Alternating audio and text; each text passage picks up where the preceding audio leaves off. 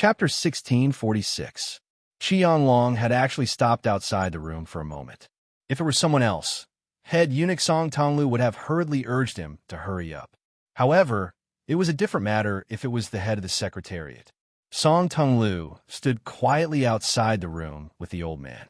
Inside the room came the old scholar Shorin's signature loud voice. It was full of vigor. It was hard to believe that this was the voice of an old man.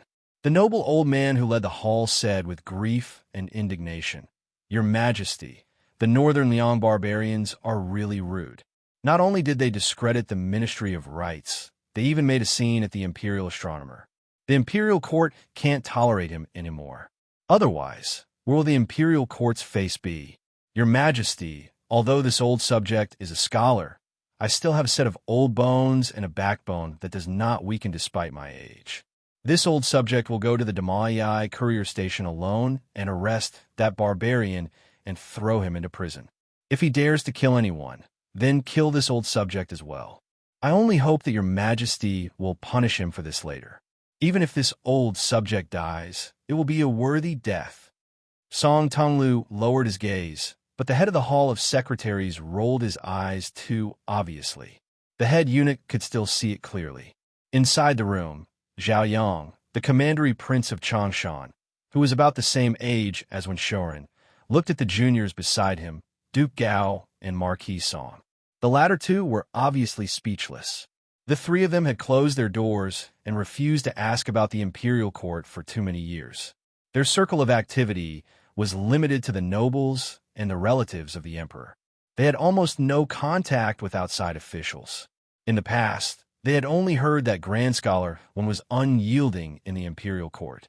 Today, they saw him in a new light.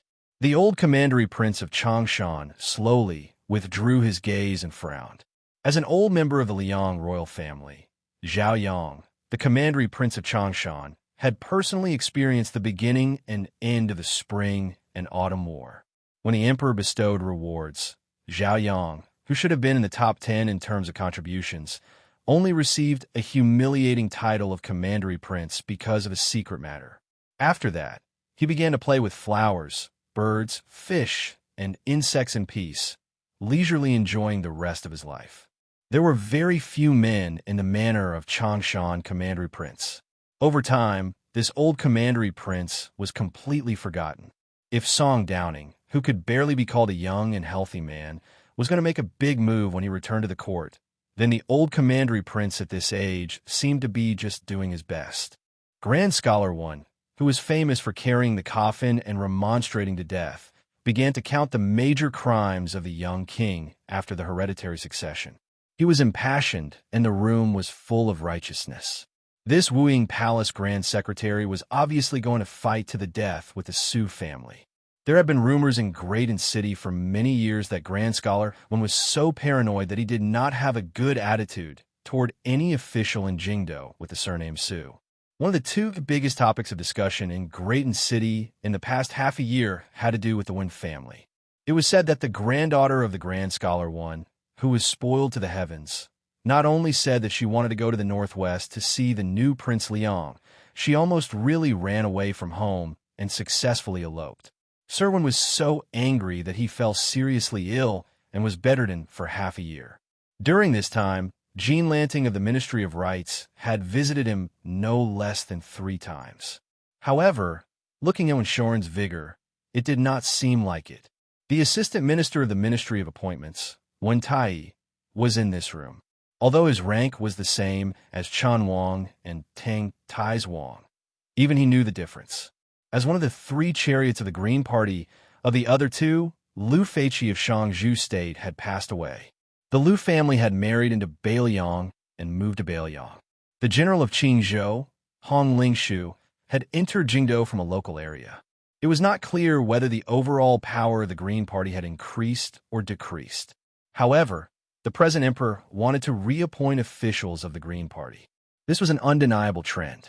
Wei Dong, who had also come from Qingzhou, had just become a number 1 person in the Guangling Navy and Qingzhou Navy. This conjecture was confirmed. Yin Maochun had not been in charge of the Ministry of Appointments for long. It was not very likely that when Tai, the left assistant minister of the Ministry of Appointments, would become the heavenly official of Liang. However, it was not impossible for him to be the leader of another department. He had a certain chance of being in charge of the Ministry of Justice, Ministry of Works, and Ministry of Revenue.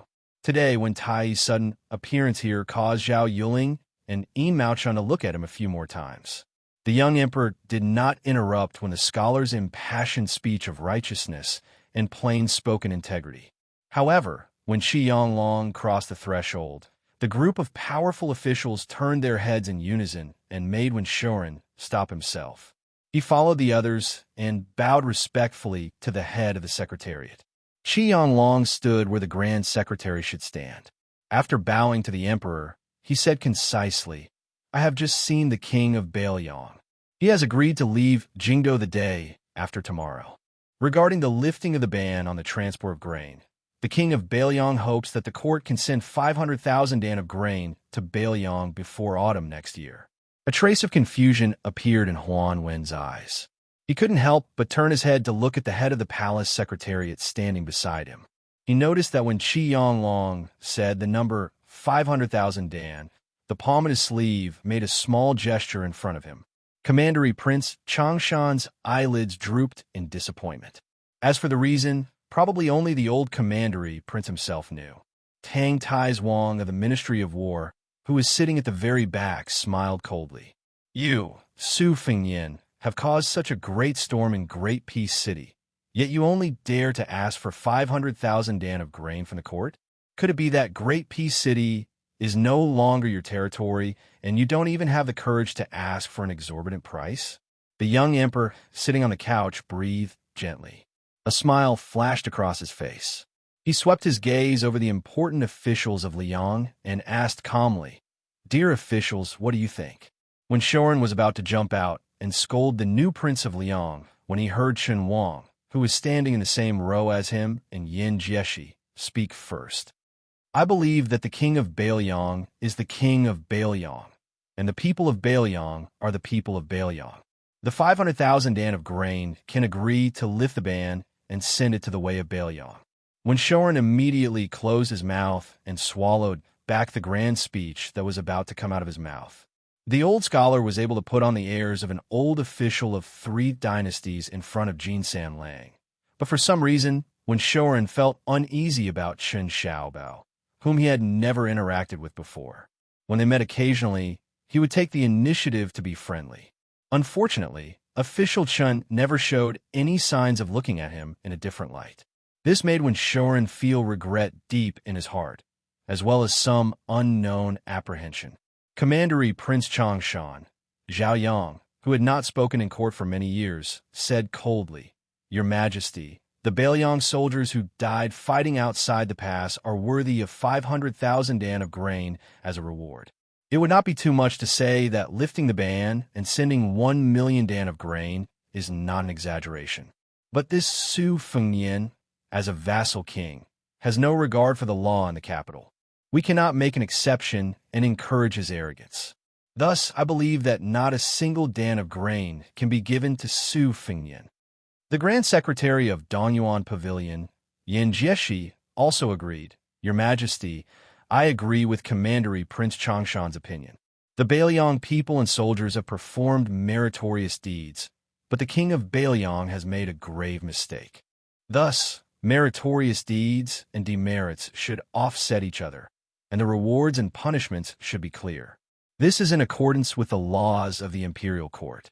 Tang Tais Wang said in a low voice, "Your Majesty, I am willing to personally escort the king of Baliang out of the capital and its environs today." The young emperor did not comment. He looked around and finally saw Wen Tai, who was standing at the back and was half a head shorter than Assistant Minister Tang. He asked warmly, "Assistant Minister Wen, do you have anything to say?" Wen Tai said without hesitation, "I believe that the lifting of the ban on Baliang's transport of grain can be given, but not too much. It can be done slowly, but not urgently." There was a secret room on the right side of the hall of spiritual cultivation. On the wall of the secret room's west door, there was a large map with the names of officials written in small characters. It took up more than half of the wall. A young man stood at the bottom of the wall. He raised his head, but his eyes were tightly shut. He was a blind man dressed in white who stood at the center of Liang. Although the young blind man could not see the contents of the map, he could feel the indescribable grandeur. In the Liang dynasty, almost all important officials, whether civil or military, would have a place on the map as long as they reached the threshold of the fourth rank. From the capital to the various provinces and counties, from the 3 provinces and 6 ministries to the provincial governors and governors, for the great general of punitive expedition to the general of a province, they were all written on the map. Among them, there were very few names and their official positions. 2 concise and comprehensive evaluations were written in black and red small characters. One came from Yi Maochun, and the other came from Zhao Go. The young blind man looked at the map as if he was looking at the whole of Liang. When he heard Wen Tai's strategy of not too much, not too little, it could be done slowly but not urgently, the young man smiled knowingly. He approved of the strategy, but also mocked it playfully. The young emperor said, "The matter of the transport of grain will be discussed tomorrow. Today I want to discuss with everyone the candidate for the Jinggan Dao's magistrate." Almost everyone understood. No wonder Assistant Minister Wen would make an exception and make an appearance today. There was nothing to discuss. Nowadays, when it came to the promotion of officials, the young emperor's words carried enormous weight. The head of the secretariat, Qi Yanglong, and the provincial governor, Huan Wen, never had any objections. In addition, Chen Wang, who never missed a small court meeting, and Yin Mao Chun, who always understood tacitly, all appointments went smoothly. Thus, even if Wen Tai, who was born in Qingzhou, was sent out to be the head of the civil officials of Jinggan Dao, which slightly violated the rules of Liang, no one would use such a trivial matter to argue with the emperor. Moreover, Wen Tai had been the second in command of the Ministry of Appointments responsible for distributing official hats for more than a decade. Who was willing to offend this future young magistrate with deep roots? Not yet 50 years old, but jumping ranks from assistant minister of the 6 ministries to local magistrate, he was clearly going to return to court. His future was promising. Perhaps within 10 years at most, there would be another rank 2 big boss in the capital. When Shoren quickly proposed that assistant minister Wen was the best candidate. Who did not know that the great and great winds of Great Peace City were famous for being inseparable? Chapter 1647. After the emperor made the final decision, Wen Tai naturally knelt down to thank him and shed tears of gratitude. After Wen Tai, who was about to return to his hometown as the Jinggan magistrate, stood up, a tall old general wearing the robes of a standard second-rank military official walked into the room. After bowing and asking for forgiveness, he stood near Tang Tai's Huang without saying a word. Gao Shizhi and Song Downing quietly looked at each other and smiled. The Minister of War had actually held himself back from complaining on the spot. Most likely, other than the 2 grand secretaries and the newly promoted Wen Tai, most of the people present had already heard of the disturbance in the Jingji Southern Army camp. The Southern Expedition General's men had suffered heavy casualties. They only knew that 2 martial arts grandmasters who used spears had fought. As for who it was, they didn't even see their faces. What followed was a tepid question and answer session. The young emperor focused on asking Wu Zhongshuan about the recent situation of the Guangling War. An hour later, this far-reaching court meeting ended. Only Qi Yanglong, Huan Wen, Chen Wang, and Wu Zhongshuan remained. Emperor Zhao Zhuan led the 3 civil officials into the secret room. The 2 old men were stunned when they saw the young man. Zhao Zhuan smiled and introduced him. "This is Lu Su from Qingzhou. He is very knowledgeable. My original intention was for Mr. Liu to become one of the teachers of the diligent room, but Mr. Liu refused. So that Mr. Liu temporarily does not have an official position to teach in the diligent room." The blind Lu Su stood beside the emperor and said calmly, "Greetings, my lords." Huan Wen nodded and smiled, but didn't say anything. Qi Yanglong was expressionless and made a low sound of acknowledgement. The diligent room was the study place of the emperor's descendants. Was this to pave the way for the white-robed minister? Huan Wen suddenly looked at Qi Yanglong and asked, Lord Head of the Secretariat, since we're here, why don't we get straight to the point? Previously, Qianlong had said in front of a large group of people that Bailiang had begged the court for 500,000 stones of grain transport. Of course, it was to help the young emperor gain face. When Shorin, this stupid scholar, would take it seriously. Many others were also skeptical, but Tananon would never take it seriously. Qianlong pretended to be confused and looked around. Where did this skylight come from? Huanwen was fuming with rage. He wanted to settle accounts with the head of the Secretariat. Zhao Zhuan already smiled and said, I plan to allow Bailiang to transport millions of sure grain. In the future, when Tai, who oversees Qingzhou, will have full authority to handle this matter. Sir Qi, Tantanon, is this appropriate? Qianlong nodded. Huanwen pondered for a moment. That's the only way. Zhao Zhuan turned to look at the Minister of War, who was filled with a murderous aura. General Wu has been wronged. I will have people thoroughly investigate the matter of the Jingji Southern Army camp. Before General Wu returns to Guangling Road, I will definitely give you an explanation. Wu Zhongshuan cupped his fists and said, Since your majesty has such intentions, this general has nothing to say. Please rest assured, your majesty, this general is not the kind of official who cannot see the big picture. Zhao Zhuan looked satisfied. Huanwen hesitated and finally couldn't help but ask, Your Majesty, whether it is when Tai or the king of Jing'an, they all have old grievances with Bailiang's Su family. If they overlook official business for personal reasons and delay the important matters of the court, what will happen then? Zhao Zhuan smiled and said, The king of Jing and Zhao Sun are undoubtedly loyal. When Tai's knowledge and achievements are praised, after taking on this important task, I believe that he will not dare to be careless in the matter of the transport. Huanwen continued unabashedly. Our Liang's transport is divided into north and south. The southern transport is mainly based on the Guangling River, while the northern transport is mainly based on the canals. This has also given rise to two stubborn factions. Wen Tai had a deep grudge with the head of the southern transport in his early years. I'm afraid that even if Wen Tai is sincere in his work, the southern transport will make things difficult for him from top to bottom.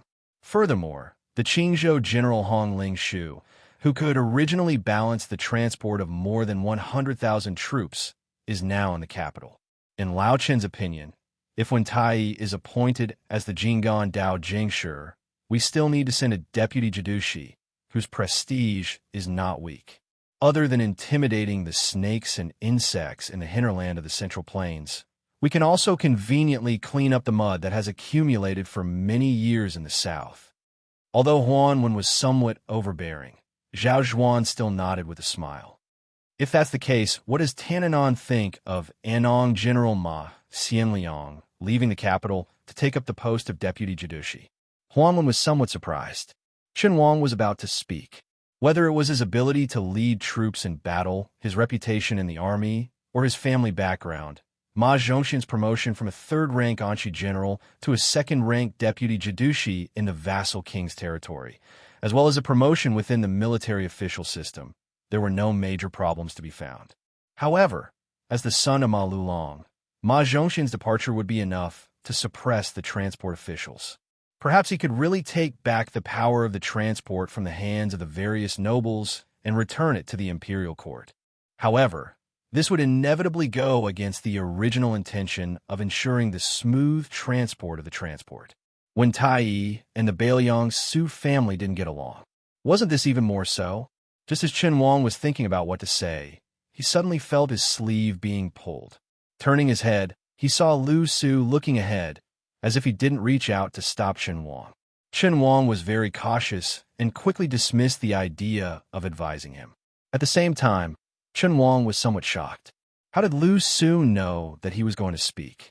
After another hour, the officials left the secret chamber. Wu Zhongshuan smiled and said goodbye to the other four, taking large strides away. Qianlong and Huanwen walked side by side. As the old man of the diligent department, Chen Wang led the newcomer Lu Su there. The two old men and the two newcomers happened to be walking in different directions, with their backs facing each other. Chen Wang said softly. Thank you. Lu Su's expression was indifferent, as if he didn't hear. On the other side, Huan Wen, who didn't need the palace eunuchs to lead the way, sighed emotionally. It's different now. Qianlong said something disrespectful. What? Is Tananan unhappy that your majesty isn't the emperor? Huan Wen said angrily. Bullshit. The head of the secretariat pretended to sniff. The autumn air is refreshing. The osmanthus fragrance refreshes the mind. Where did this stinky fart come from? Huan Wen snorted coldly and quickened his pace, obviously unwilling to continue walking side by side with the head of the secretariat. Qianlong didn't stop him, but also quickened his pace, laughing softly. At the imperial astronomer, the king of Bailiang personally praised my knowledge as the best in the world. Tantanon, what do you think? Huan Wen turned his head to look at the head of the secretariat, who was full of pride, and said disdainfully, Who are you trying to fool? This time, it was Qianlong's turn to stride forward. Huan Wen looked at the back of this figure and muttered, Is that kid blind? Or does this old man have a beautiful granddaughter at home, and that kid is thinking about her? When the lady boss of Jiujiu restaurant was personally led into the small courtyard by Su Yanbing, she saw a scene that made her not know whether to laugh or cry.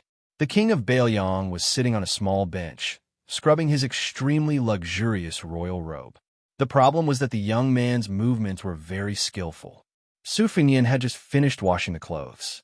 After wringing them dry, he quickly dried them on the bamboo poles that had already been set up in the courtyard. He wiped his hands and said with a smile, Aunt Hong is here? Sit anywhere. There are only 2 chairs anyway. Then Su Fengyan also smiled at the young woman beside the lady. I see Miss Chun again so soon. Jia and Su Ying, who were squatting in the corridor, were playing chess. After seeing the lady and Chunyu, they didn't pay much attention and lowered their heads to continue playing chess. Jia's chess pieces were placed in the upside-down mink hat, and Su Ying's chess pieces were in the big robe. The lady boss was sitting on the rattan chair. Chunyu originally wanted to stand beside Aunt Hong, but she didn't expect that the young king would choose a position close to the 2 strange women. He squatted lazily against the pillar, waved his hand, and said with a smile, Miss Chun also sit. The lady boss went straight to the point. Fengyan, I heard that you only asked for 500,000 shur of grain from the imperial court? Chapter 1648. Su Fengyan was amused. He smiled and said, That's not true. It's Qianlong, that old fox, who doesn't respect his elders, who thick-skinned asked me not to be too ruthless. He promised that before autumn next year, there would be at least 1 million dawn of grain to cool down. As for the 500,000 dawn, I suppose the head of the Hall of Secretaries wanted to save some face for the imperial court. In any case, when the time comes, I will definitely bring tens of thousands of Bailiang cavalry to charge into Guangling Road. After thinking about it, I decided not to go too far, so I agreed. Now that I think about it, I have let him down. If there is a chance in the future, I will definitely apologize in person. The proprietress was dumbfounded. After a long silence, she finally scolded with a smile, How shameless. But Aunt Hong likes it. Chenyu's heart trembled. Tens of thousands of Bailiang cavalry charging into Guangling Road? What did this mean? Su Fengyan glanced at Jia and Su Ying's unconstrained chess moves and shouted, Play here, play here. He then took out a chess piece from Jia's mink hat and helped to place it. When he saw Su Ying's resentful gaze, he quickly repeated, play here, and also helped to place the chess piece. Chenyu stared with wide eyes, somewhat dazed. It was clearly 2 lines of, You don't care about me, I don't care about you. Could this be considered a chess player? While Su Fengyan was playing chess, he took the time to smile and say, Aunt Hong, don't be angry about the matter of the imperial astronomer. It's not good to be angry. It's easy to get wrinkles. Aunt Hong is still young. If you go out with me and I call her sister, the passers-by will think that I'm old. They might even beat me up with righteous indignation. Aunt Hong smiled and rubbed the crow's feet at the corner of her eyes. She nodded vigorously. Yes, that is true. Chenyu quietly took a deep breath. Aunt Hong suddenly laughed softly. Fengyan, am I your Aunt Hong? Su Fengyan acted as if he was facing a great enemy. He immediately got up and ran behind the woman, carefully massaging her shoulders. "Aunt Hong, is something the matter?"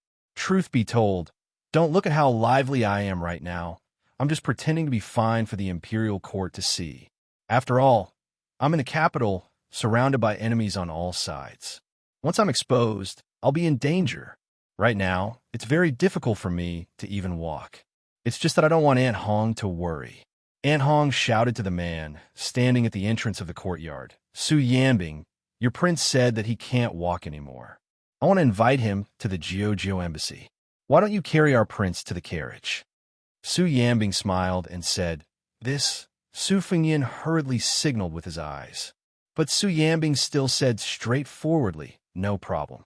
"Who was the one who said, 'What a fast gun,' at the entrance of the imperial astronomer?" Su Fengyan said with a sullen face, "Aunt Hong, are you really not afraid of causing trouble? I'll be leaving the capital the day after tomorrow. When that time comes, do you still want to continue operating the Jiuzhou embassy?"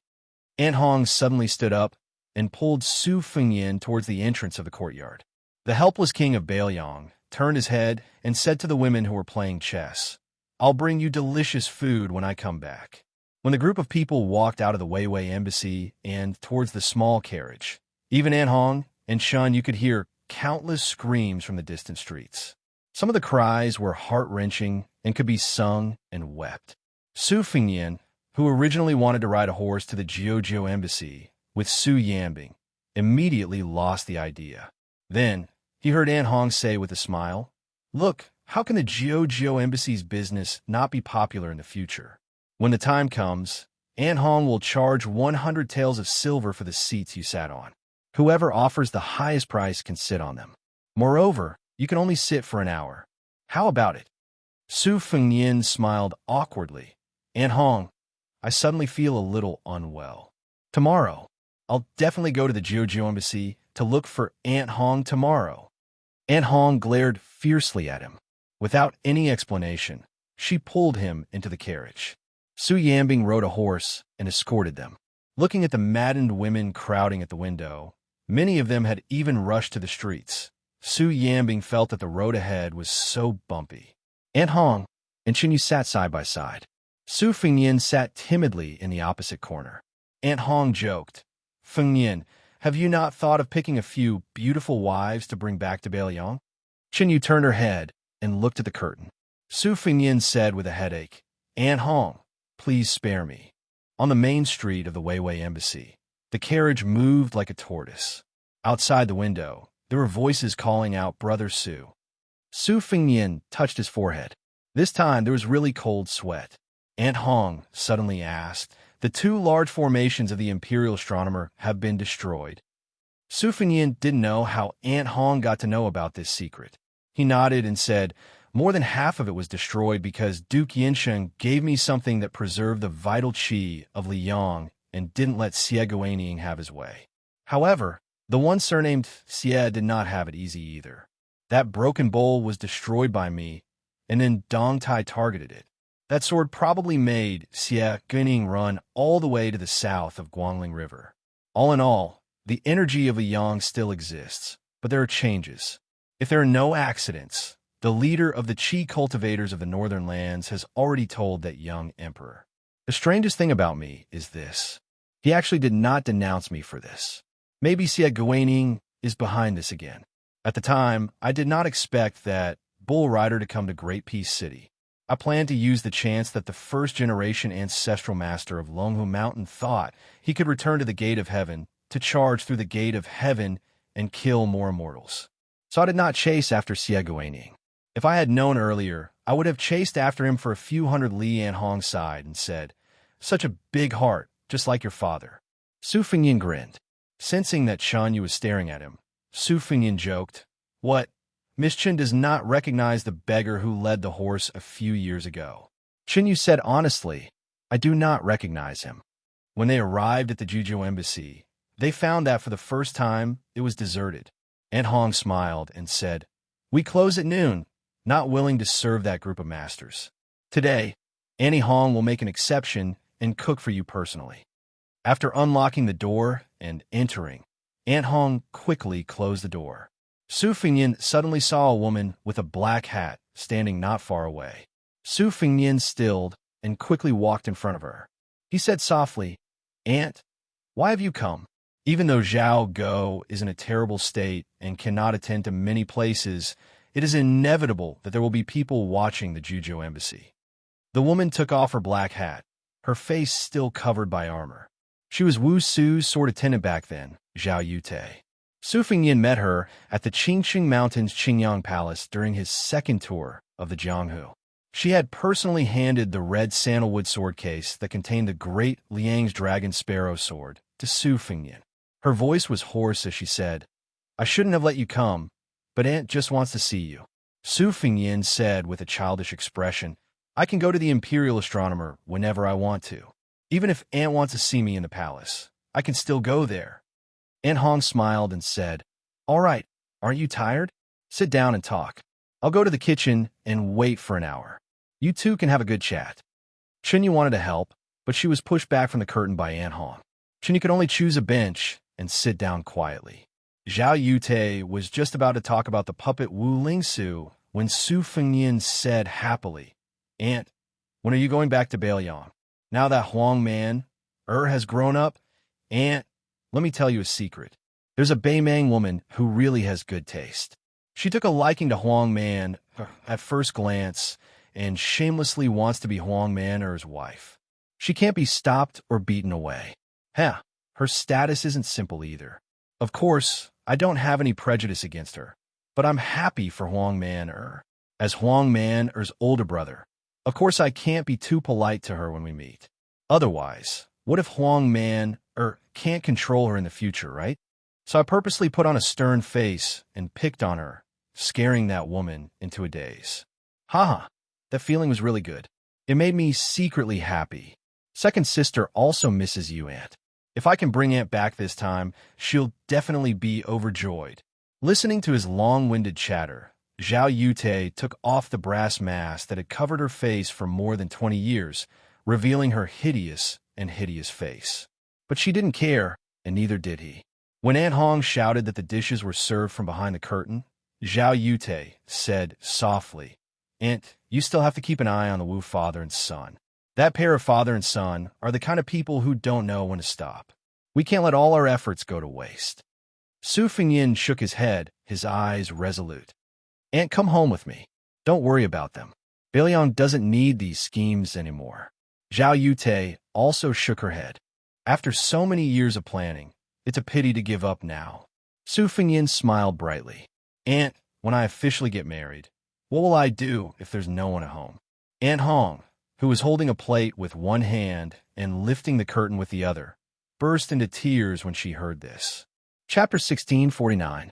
When Su Fengyan left the Juzhou embassy, the sky was filled with burning clouds.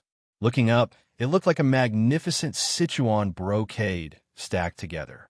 Beautiful scenery, famous generals, heroes, and meritorious officials. Everything was gone. The carriage belonged to the lady boss. Su Yambing abandoned the horse and became the coachman again. Other than Su Fengyan, there was also a graceful woman with a veil covering her face in the carriage. Originally, Su Fengyan did not want to take over this hot potato, but Aunt Hong's words convinced him. There were always some women in the world who wanted to live for themselves, but it was often difficult for them to do so. Aunt Hong, would not ask for other men, but with Fengyan, I will not treat you as an outsider. Take her to Beiliang. You don't have to care where she wants to go after that." The two did not speak along the way. Chunyu was in a daze, and Su Fengyan was busy regulating the qi in his body. It was probably more strenuous than the Guangling River flood control in Liang. When they returned to the Damayai embassy, Su Fengyan arranged for her to stay in a secluded courtyard, not too far from his. When they parted, Chunyu stared at Su Fengyan with her limpid eyes before he turned to leave. Su Fengyan smirked. "Didn't that Liao King Zhao Wu want to marry you as a princess? I have a grudge with him. If he is unhappy, I will be happy." She blinked. "You want to make him a cuckold?" Su Fengyan said seriously.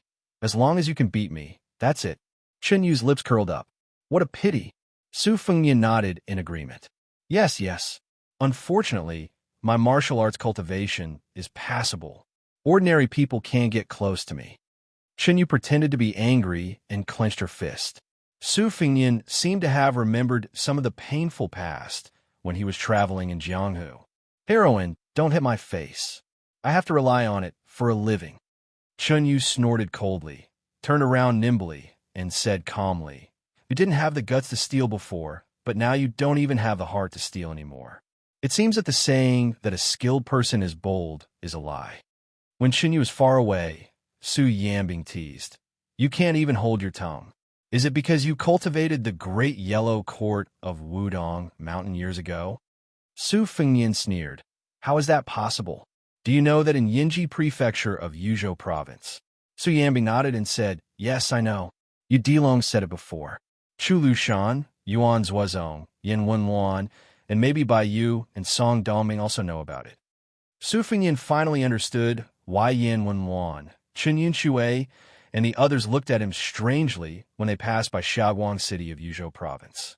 Su Fengnian gritted his teeth and said, "Yu Dilong, you little bastard who deceives his master and destroys his ancestors. Just you wait." Su Yanbing seemed to be talking to himself. Honest words are unpleasant to the ear. Su Fengnian said helplessly, "Uncle Su, you are not honest. You are not behaving like a grandmaster while my realm is declining." Su Yanbing patted Su Fengnian's shoulder with a serious expression. Just when Su Fengnian thought that the most unknown martial saint of the Liang dynasty was going to say something, Su Yanbing said earnestly, "Your Highness, it's enough that you have the demeanor of a grandmaster. All right, can you ask those crazy ladies outside the post house to leave? I just want to buy a bottle of green ant wine in peace." Su Fengnian said firmly, "This, I really can't." Su Yanbing left with a big laugh. Su Fengnian thought for a while and jumped to the roof of the small courtyard. He lay down and looked at the splendid burning clouds. Xianxia and Su Ying sat on his left and right. With Su Fengnian between them, they stretched out their hands and played a game of 15, 50, and 20. Just as Su Fengnian was about to take a break and close his eyes to rest, he noticed that Deputy Ma Wei was standing uneasily at the entrance of the small courtyard. He was looking into the courtyard with his head shrunk back and his hands were holding a small pouch. Su Fengnian went to him and asked with a smile, "What's wrong?" Deputy Ma Wei looked as if he had lost his parents and cried miserably, "Your Highness, I just found out that there was no green ant wine in the post house, so I wanted to go to the restaurant on the street to buy a few jars. I didn't expect that before I entered the door, I would be blocked by a group of women. They were either the daughters of the Marquis, the nieces of the assistant minister, or the relatives of some general. I really couldn't afford to offend them. They stuffed a lot of things into my hands. Not only did they give me a stack of letters, there were also fans, combs, hairpins, embroidered balls, jade pendants, and sachets. They even said that it was their first time using a rouge box, the first time they read a forbidden book, and even a gold-embroidered knife, and hair cut with a knife. It's not that this humble one didn't want to refuse, but this group of women, in addition to the golden branches and jade leaves, there were also several heroines and fairies. Looking at their attitude, if this humble one didn't accept, they would break this humble one's hands and feet. This humble one almost didn't make it back to the Dima Way alive. There was a young lady from some noble family who almost gave this humble one a zither to the prince. This humble one really escaped death. Su Fengnian sighed and took the heavy pouch from the Deputy Ma Wei's hands. This pouch turned out to be a woman's luxurious cloak. When the young king turned around, the Deputy Ma Wei carefully said, "Your Highness, it seems that when I was busy, I also took a few things wrapped in a pomegranate skirt or a satin gown. Inside, there should be a woman's embroidered shoes, as well as a close-fitting tee." Without waiting for the king of Bailiang to come back to his senses, the Deputy Ma Wei didn't care about etiquette and ran away. Su Fengnian reflexively turned his head. The girl sitting on the roof was laughing nonstop. Su Fengnian calmly threw the pouch full of feelings on the ground at the door. He clapped his hands and walked into the courtyard with a hand full of fragrance. He thought to himself that the people of Ma Wei shouldn't be so stupid as to really destroy it all. In fact, it wasn't bad to have some letters and love letters to pass the time. The next moment, Xianxia left the roof and stood near the pouch. He raised his foot and looked like he was going to step on it. Su Fengnian turned his head and turned his head again, not looking. When Su Fengnian returned to the rattan chair to lie down, he saw out of the corner of his eye that his daughter was squatting at the door. Suing was also squatting at the side. The two women seemed to have found a treasure trove there, turning it over and over.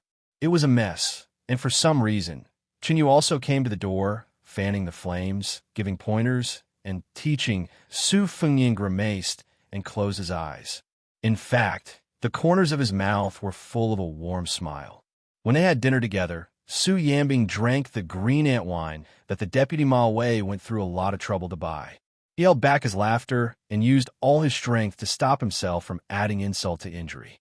Because other than Chinyu, who was still considered to be a proper decoration, Xianxia and Su Ying's heads were full of hairpins. The jewelry was so dazzling that it could blind people's eyes. There was also a lot of makeup on their faces. It was even better than the burning clouds in the evening sky today.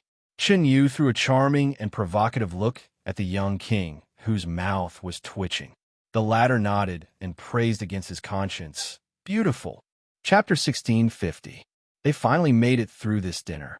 The small courtyard in the night was quiet and serene.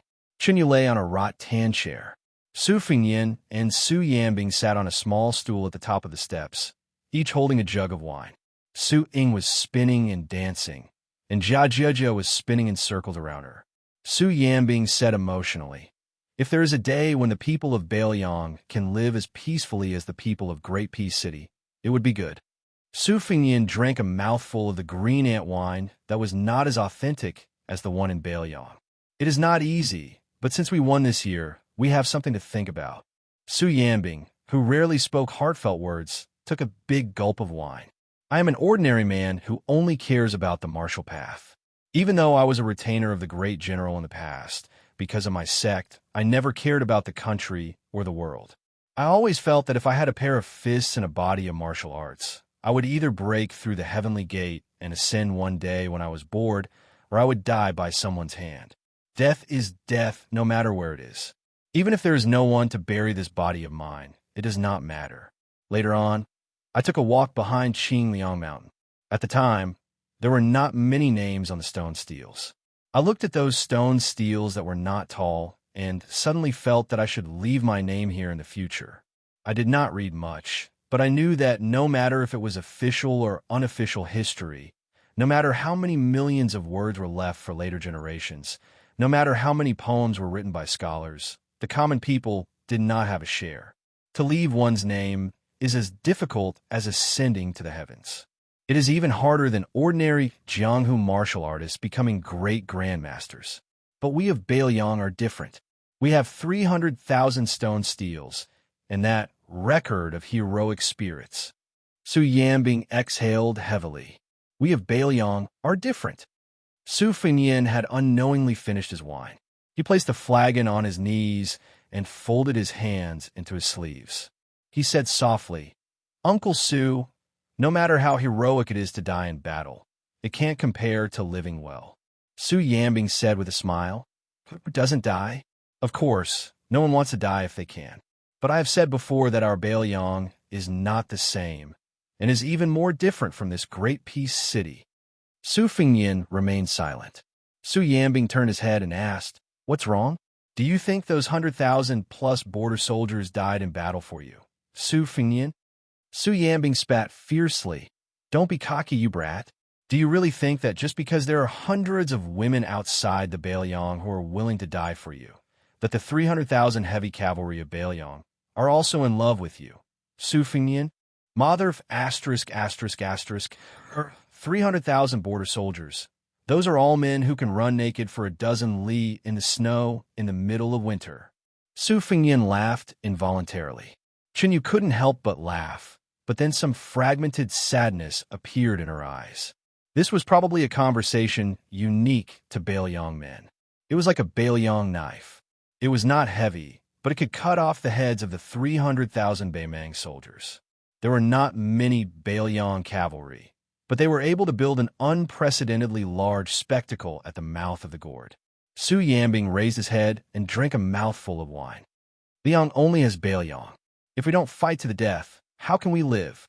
As long as you, Su Fengyin, don't let them die in vain, and don't retreat from the battle alone, then you are worthy of the 300,000 heavy cavalry. Su Fengyin laughed. Uncle Su, these words are too hurtful. Let's not talk about other things, just the fight with Toba Bodhisattva. I myself think it was quite earth-shattering. If that bastard Toba Bodhisattva didn't have someone to help him, his head would have been lost before Yang Yuanzhan's. Jia, who was still accompanying Su Ying, let out a ha. Su Fengyin quickly laughed. Next time when we fight, I'll definitely call you and let you clean up the mess. Su Yanbing poured the wine pot with all his might, but there was no more wine. Su Yanbing casually threw the wine pot high over the wall, then slowly got up and said, Su Yanbing has a presumptuous request. Su Fengyin said, Uncle Su, go ahead. Su Yanbing said calmly, don't be the king of Bailiang just because you're the son of Grand General Su Shao. Don't stand outside the past just because you're the king of Bailiang. After saying this, Su Yanbing strode down the steps. When Su Yanbing reached the gate of the courtyard, Su Fengyin picked up the wine pot and gently tossed it to him. Su Yanbing caught the wine pot without even raising his head. Su Fengyin laughed. No problem, but just think of it as you owe me a pot of wine. How about it? Su Yanbing laughed. You owe me. Su Yanbing had been gone for a long time. Su Fengyin was all smiles as he rested his chin on his hand, watching the two women spinning in circles in the courtyard. Yu broke the silence. I originally left Jiuzhou Embassy with you only because Aunt Hong wanted me to go to Bailiang. To me, it doesn't matter where I go. I'm not lying to you about this. Su Fengyin grunted. I believe you. Yu smiled sweetly. Her smile was so beautiful that it could bring disaster to the country and its people. Unfortunately, Su Fengyin did not turn around. She laughed. I heard that the snow in Bailiang is very heavy in winter, so heavy that it can even blow people away. Is that true? Su Fengyin shook his head. It's not that exaggerated, but the snow in Bailiang is really heavy. Yu continued to laugh. Then I've really made up my mind to go to Bailiang? Su Fengyin nodded. Bailiang is not big and very poor, but it can definitely accommodate a woman who wants to see the snow. Yu tilted her head and asked, that's all. Su Fengyin still nodded. That's all. Yu's smile did not change. You really are different from before. Su Fengyin still nodded and added, I forgot to remind you that Bailiang is really poor. If you have money or dowry, don't forget to bring it because it's too heavy. When the time comes, I'll help you carry it. I'm not afraid of being tired. If it's not possible, I still have 800 white horses. This time, I came to Great Peace City and did not have to fight. Isn't this the style of the Bailiang cavalry? Yu's chest trembled slightly. She gritted her teeth and said, It hasn't changed. Su Fengyin turned around and laughed as he clasped his fists. There was another period of silence. Yu spoke again. The person in your heart, she's very beautiful, right? Su Fengyin did not nod this time. He seemed to be in a daze. After a long time, he said softly, Of course she's beautiful. When I was very young, I liked her at first sight. But at that time, I didn't know what it meant to like her. I only knew how to bully her.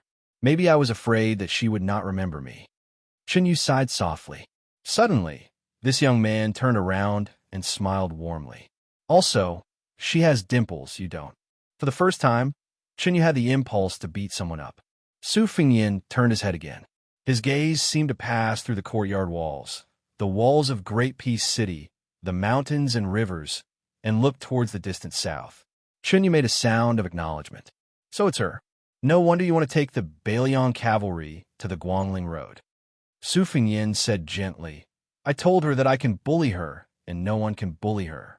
She may not believe me, so I will prove it to her. Yu felt slightly sad for no reason. So between men and women, the calm words that were said without much effort had such weight. Actually, there was something that Su Fengyin did not say. In the future, he would not bully her. My Little Mud Figure. Chapter 1651. Due to the misfortune of having 3 unusually diligent emperors, the morning court session in Liang continued year after year, day after day, without end. Due to the disappointment of too many of the top nobility of Great Peace City yesterday, Today's court session was not as grand as yesterday's. However, compared to the cold autumn of the second year of Xiangfu, it was much livelier. At the same time, because of the addition of Wu Zhongshuan, Gao Shi, and Song Downing, as well as Changshan Commandery Prince Zhao Yang, who rose from the west, this morning's court session caused the eyes of many officials who had lost hope to light up. It felt like there was a light at the end of the tunnel. The sky had not brightened, and the gates had not opened. The civil and military officials who had gathered together were mostly whispering to each other. They said that old assistant minister one had finally succeeded. He was going to be sent out, promoted, and given a first-class position. However, some observant people had already noticed that Jin Sanlang had yet to show his face. If it was in the past, that bearded and determined assistant minister of the Ministry of Rights would have long been standing near the main entrance, chatting and laughing with his colleagues. The Minister of Rights, Sima Puhua, and the Right Assistant Minister, Jiang Yongla, who everyone knew were estranged from each other, had gathered together today and even felt like they were family. This was an extremely rare occurrence, other than the Ministry of War and the Ministry of Appointments, who didn't know that in the other four ministries of the Xianxia province, there was almost no minister and assistant minister who didn't have a knife hidden behind their smiles. One had a hard time improving, the other was waiting for a higher chair that was close at hand to sit on. It would be strange if they could dig out each other's hearts. Some of the older officials who were familiar with the court session took the chance to close their eyes and nap. After all, at the court session, as long as they were not normal officials who had the right to enter the hall, they could rest while they were far away from the emperor. But if they lost their etiquette, then it would be terrible. This was not something that had never happened before. Even if the Censorate and Directorate of Rights closed one eye and closed the other, if you're lying on the ground, who other than a blind person could not see? Cultivating in the government, it was better to be safe than sorry. Suddenly, as if a heavy stone was thrown into a small lake, a burst of noise that should not have appeared quickly spread to the vicinity of the gate. Even a half-asleep elderly officials had to open their eyes to look. The news spread out layer by layer at an astonishing speed, as if it was 800 li away. They were indeed the most knowledgeable group of people in Liang. Even if the news passed through countless mouths, it was still accurate when it reached the vicinity of the assistant minister of the 6 ministries. However, a large number of women had appeared at this solemn place at the end of the imperial road, and most of them were young women in their prime, in different yamens on different mountains, and in different positions. Many high-ranking officials who had originally stayed out of the commotion suddenly had extremely ugly expressions on their faces. A few old officials with white hair were so angry that their lips turned purple. Among them were the Marquis of Yongla, the Right Assistant Minister of the Ministry of Works, the General of Anan, the Scholar of Chongwen Pavilion, and the Grand Secretary of Wuying Palace, Wenshoren. Apparently, among those women who wished for the world to be in chaos, there happened to be this illustrious and influential junior. Chun Wan's position was even further away from the gate than his official position. Beside him stood the poor Zhuang Yuan, scholar Li Jifu. The imperial uncle, Yin Qiji, even ran over to the Ministry of War's Kong Zhenrong, a military ruffian who was not liked by other departments. Without Jean Lanting, this leader who had the potential to become the new leader of the literary world, Gao Tingshu, Wu Songxian, and the others no longer gathered together. They stood in line according to their respective yamens. When Li Jifu heard the unbelievable truth, his eyes were somewhat dazed. Yin Qiji and Kong Zhenrong looked at each other and smiled, secretly bumping their fists. Gao Tingshu and the other handsome and elegant scholars of the capital, who clung closely to the towering tree that was Jean Lanting mostly, had gloomy expressions. Tang Taizhuang walked in front of the head of the secretariat in Tananon and asked softly, "Two sirs, do you want me to have people drive those women away?" Tantanon hurriedly waved his hand and said with a smile, "Drive them away? Assistant Minister Tang, I advise you to forget about it. The Ministry of War is already struggling to make progress. Don't make trouble for yourself. Be careful not to be hated. Once there's a slip-up, you'll be criticized behind your back." Qianlong also smiled and said, "If the palace doesn't care, then Sir Tang shouldn't get involved. To tell the truth, even Tantanon and I can't afford to offend the powerful Rouge army. The head of the Secretariat raised the corner of his eye slightly and said with undisguised schadenfreude, "Look at our Grand Scholar One, who is recognized by the court as writing moral articles with moral principles. As a person in the situation, isn't he still as unmoved as a mountain?" Tantanon grunted and added fuel to the fire. "Assistant Minister Tang, you should learn a bit. This is called letting you cause trouble in the officialdom. I'll meditate as an old monk." Tang, Tai Zhuang, who had been unhappy, also laughed with the two old men after hearing their banter. His anger immediately dissipated, and he felt like he was trying to find joy in the midst of bitterness. Tai Zhuang had mixed feelings. He remembered that when he was about to leave the Duoyan cavalry, General Gu had said with a half-true, half-fake smile that it was indeed not easy to be an official in Great Peace City, but it was not without meaning. If he had the chance, he should talk to those old men more. He should not think that it was flattery. If he could make them joke with him, he, Tai Zhuang, had more or less entered the capital.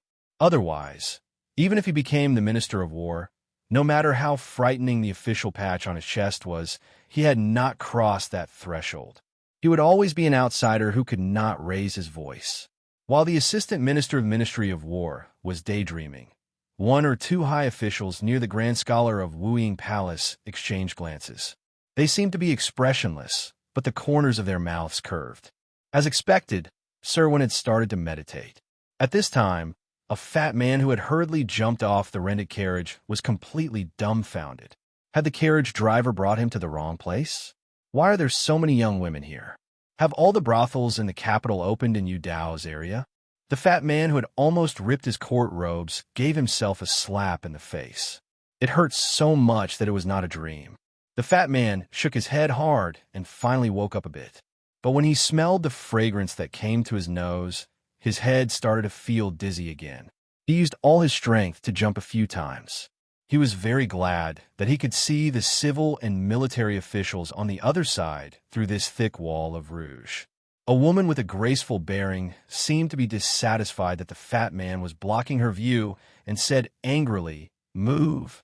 The fat man with a mild temperament moved a few steps to the side without another word. In the end, he was reprimanded by several women in unison, "Move." The fat man felt wronged.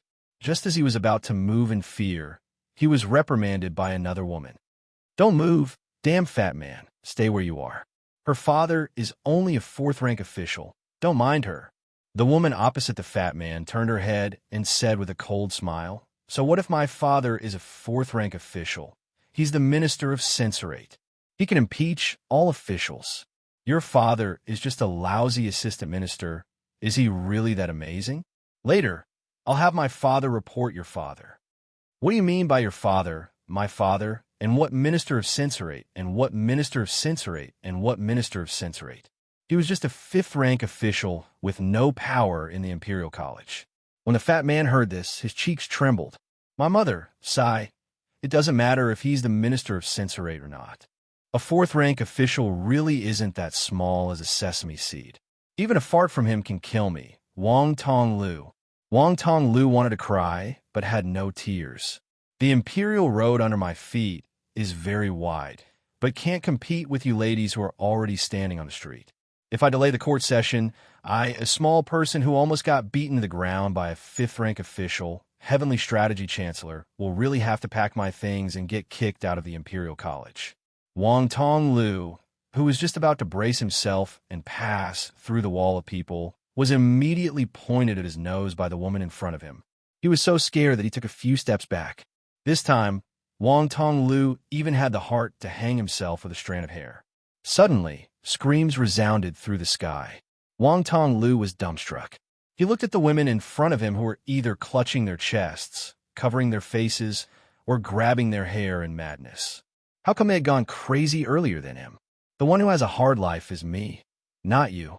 Wang Tonglu sat down on the ground and pounded his hands on the ground. He muttered, "It's over, it's over. This time, even the old man won't be able to protect me.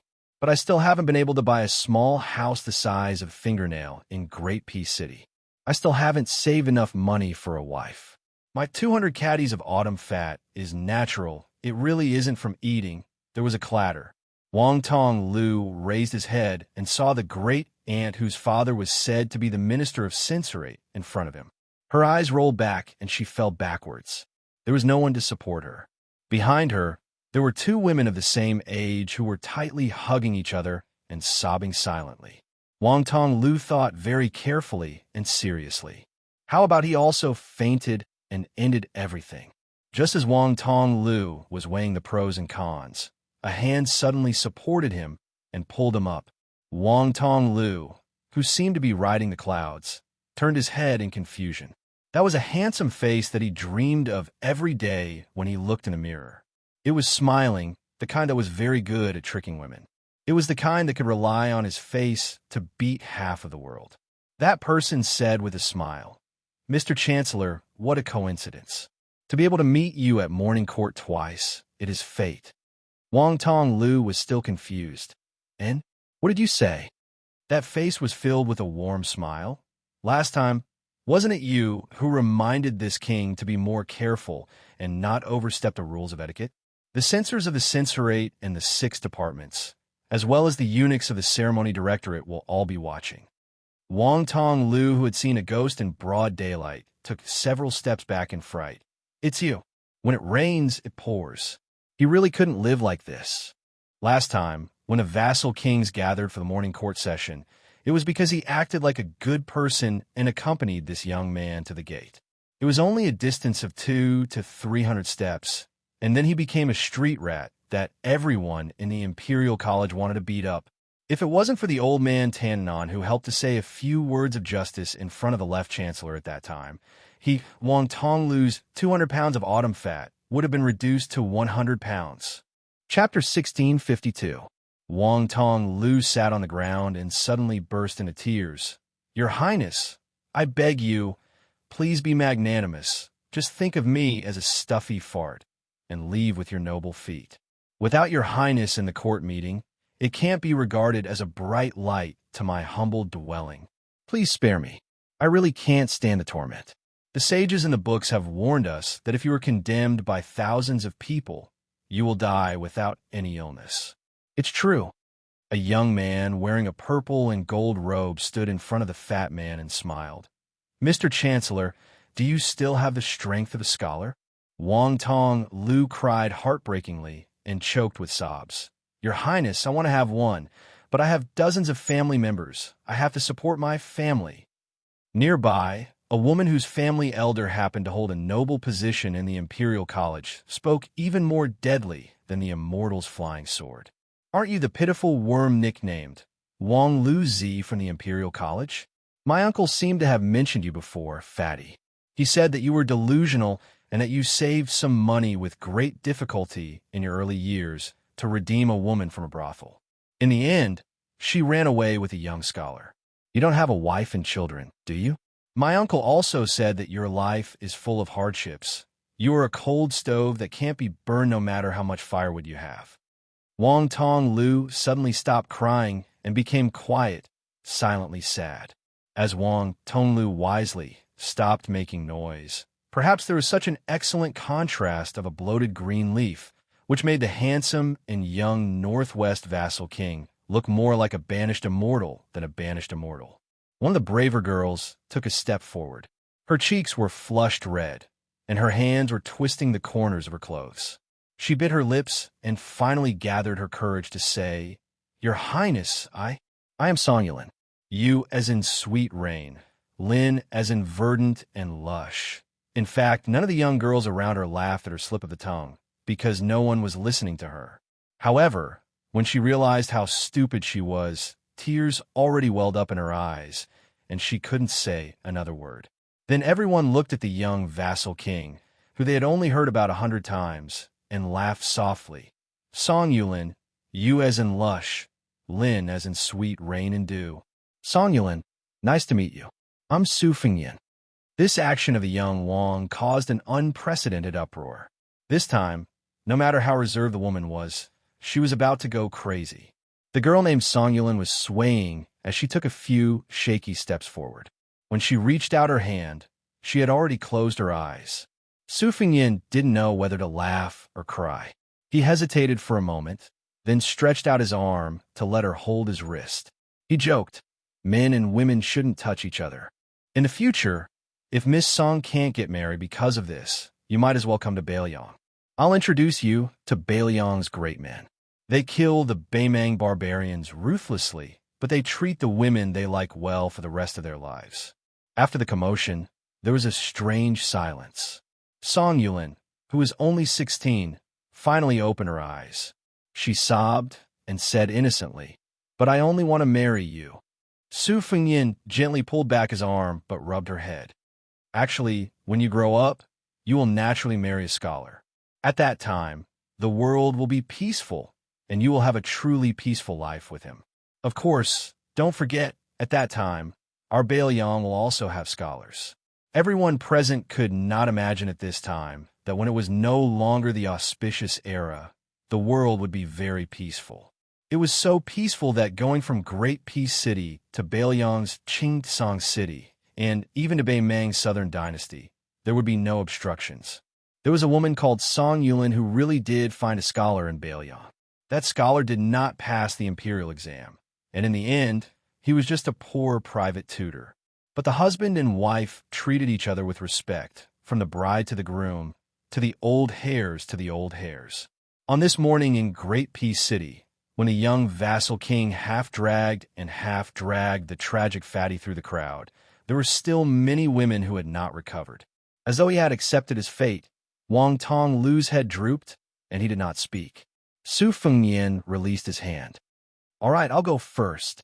Just follow me from a distance." Wang Tonglu looked at the sharp gazes not far away and shook his head dispiritedly.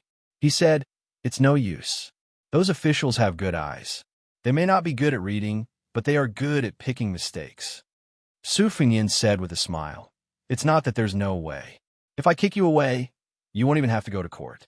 You will also have a good reputation that fell from the sky. How about it? Mr. Chancellor, don't worry, I will use my strength. You have a lot of autumn fat.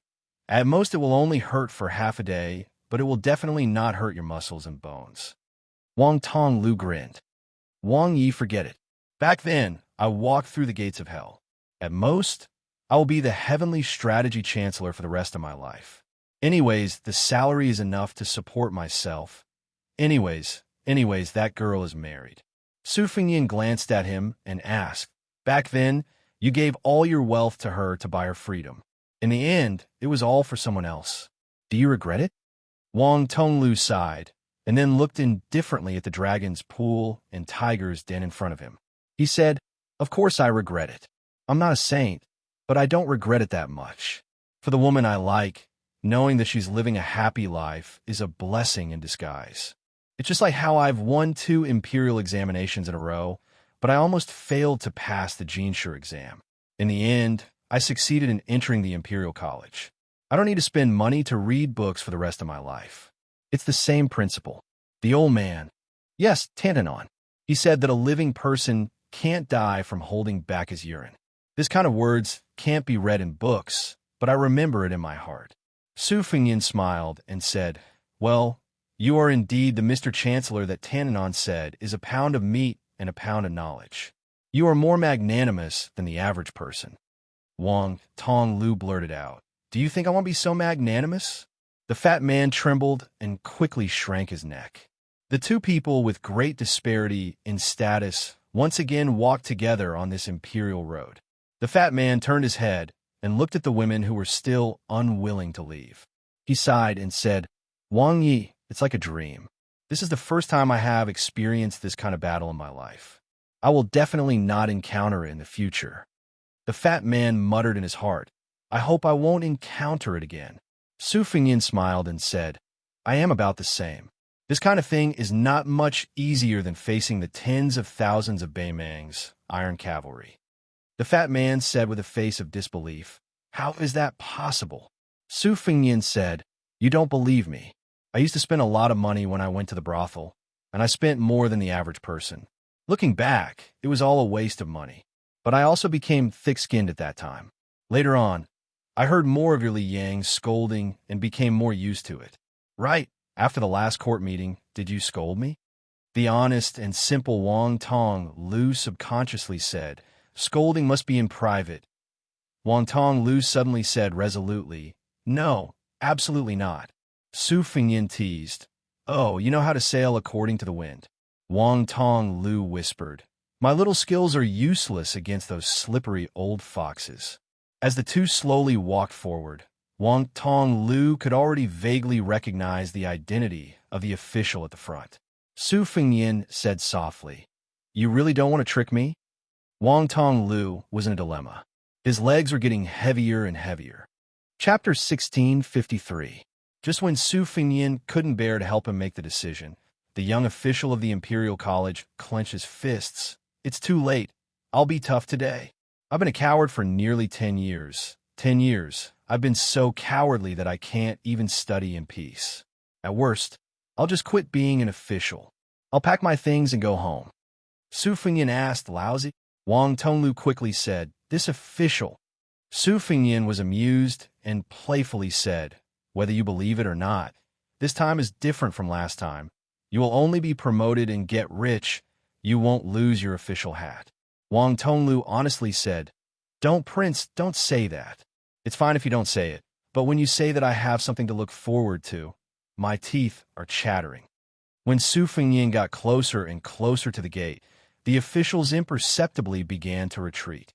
Wang Tonglu muttered to himself, last time I walked in the clouds, I didn't experience the feeling of a fox borrowing the tiger's power. Today I'm going to die anyway. Wang Tonglu, straighten your back. This is the first time in your life. If you don't cherish it, you'll be struck by lightning. Then Wang Tonglu heard the vassal king that he couldn't hate from the bottom of his heart say a few words. Wang Tonglu was about to say a few words to him to boost his courage. And then, there was no one around him. Wang Tonglu immediately returned to his original state, subconsciously turning around and then running away. He didn't care about any other consequences. At this time, an old man shouted, Wang Tonglu, as if he was cast by an immortal. When he heard the voice, the fat man stopped and turned his neck to see the old man quickly walking over. The old man kicked the guy and laughed angrily. Chancellor Wang. Oh, Chancellor Wang, have you forgotten the pain after the scar healed? Previously, you recklessly walked side by side with the vassal king once. Are you addicted to walking? Wang Tonglu tried to stretch out his hand to wipe his tears and pretend to be pitiful, but unfortunately, he found that there were no tears, so he could only laugh dryly. Old man, it's really not that this official wanted to get close, but when this official got off the car, the young ladies were blocked outside and couldn't come in, and then the prince was pulled in. Tantanon narrowed his eyes and snorted. Oh? Why don't you play dead? Wang Tong Lu scratched his head and said, I was so busy sweating that I didn't think of this. Then, I came here in the blink of an eye. Later, I thought about it and decided to just let other people do whatever they want. Wang Tong Lu wanted to cry, but had no tears. Old master, he said, why don't you help the Buddha all the way to the west and save this official one more time? Tantanon sneered and said, it's hard to say whether you're a Buddha or not, but if you want to go to the Western Paradise, you don't need anyone to send you off. Wang Tong Lu helplessly awaited death. Tantan Wang said angrily, all right, follow me. Fatty smiled from ear to ear. The old man asked softly, what did that Sioux kid say to you? Fatty smiled foolishly and said, I was so scared that I forgot all about it. I can't remember at the moment. When old master brings this official in, I will definitely think about it during the court meeting. I will report it to old master when I return. Tantanon looked at him in a new light and said, you are enlightened. Fatty was resentful. Suddenly, he had a flash of inspiration and said in a low voice, old master, I remember something. In the end, that prince seemed to have said something before he left. When old Prince Liang walked the imperial road for the first time, no one was willing to go with him. Prince Liang didn't count the first time, but the second time, if there was someone who was not afraid of death following him, then he would be too lazy to say something like not kneeling in the court, carrying a sword into the palace. Tananon's eyes shone, and he laughed loudly. He pulled Wang Tong Lu's hand and walked quickly to Qi Yanglong's side. Then, Tananon whispered a few words to the head of the secretariat. His expression was strange, as if he couldn't win against Wang Tonglu, but someone could suppress him. Wang Tonglu saw the unreachable Grand Secretary of the dynasty staring at him and laughed.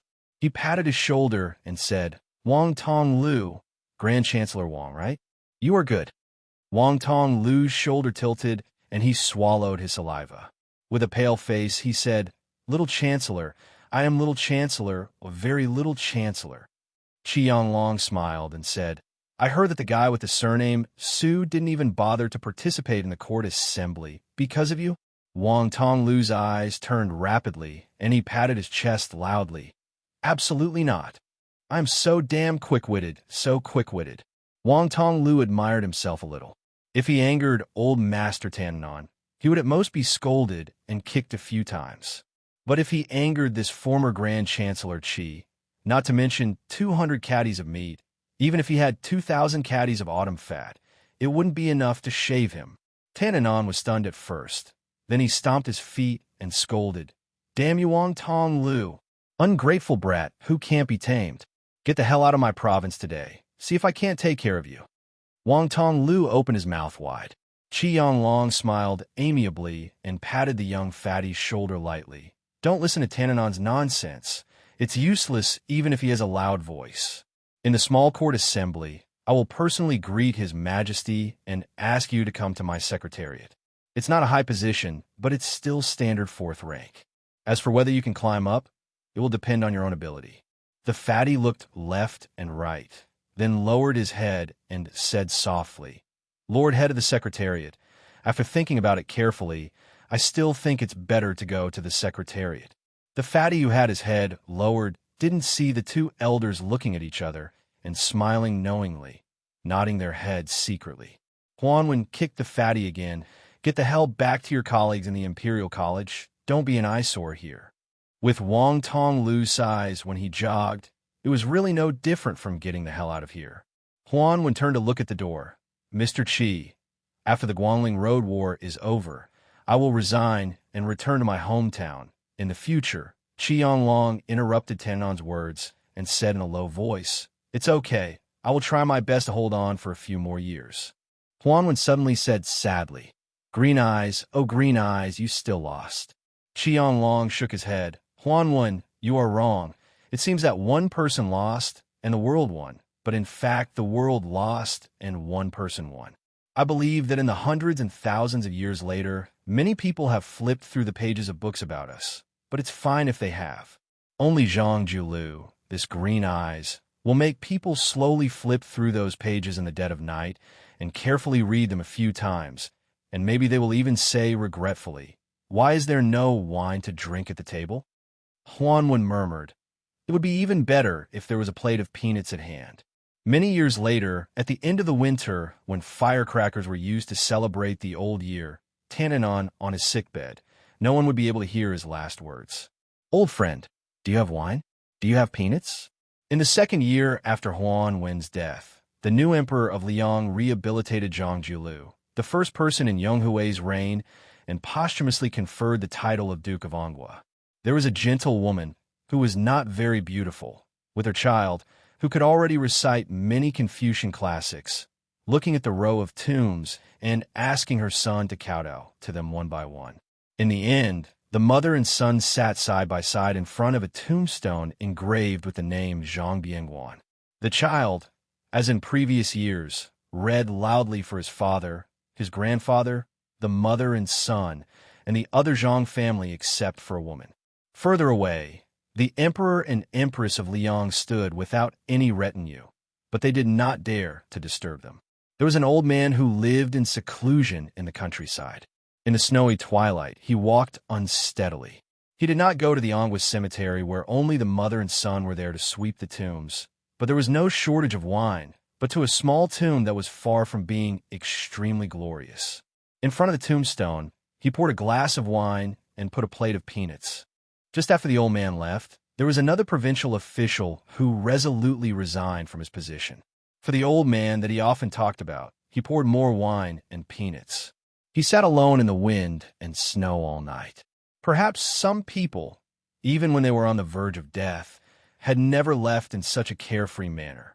But in the end, these scholars of Liang were still worthy of Liang.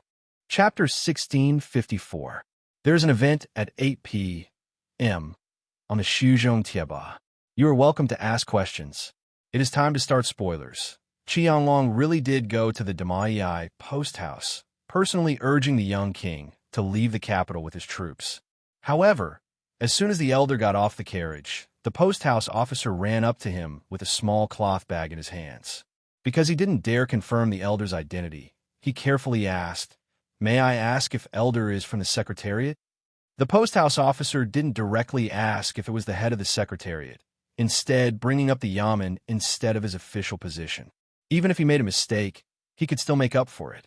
The elder nodded and made an end sound. He asked, "Could it be that the king of Bailiang has already left the capital?" The post house officer's knees went weak. Fortunately, the elder had already grabbed the cloth bag and weighed it in his hand. He said in confusion, "Seal?" The post house officer, who had almost knelt on the ground, forcibly straightened his back. He didn't know what to do, and his face flushed red. The Damaiyai post house had always been a place of plague that ordinary officials avoided like the plague. Last year, he had also accidentally angered a manager of the department for purging officials in the Ministry of War, which was why he was thrown here to fend for himself. How could he have thought that there would be a day when he would speak face-to-face with the head of the Secretariat? When the post house officer heard the prince say that Xianxia of the Secretariat would be coming to Damaiyai this morning, he didn't take it seriously. He felt that at most, a third or fourth rank official would be enough for his ancestors to come. The post house officer gritted his teeth. He didn't have the time to worry about being rude.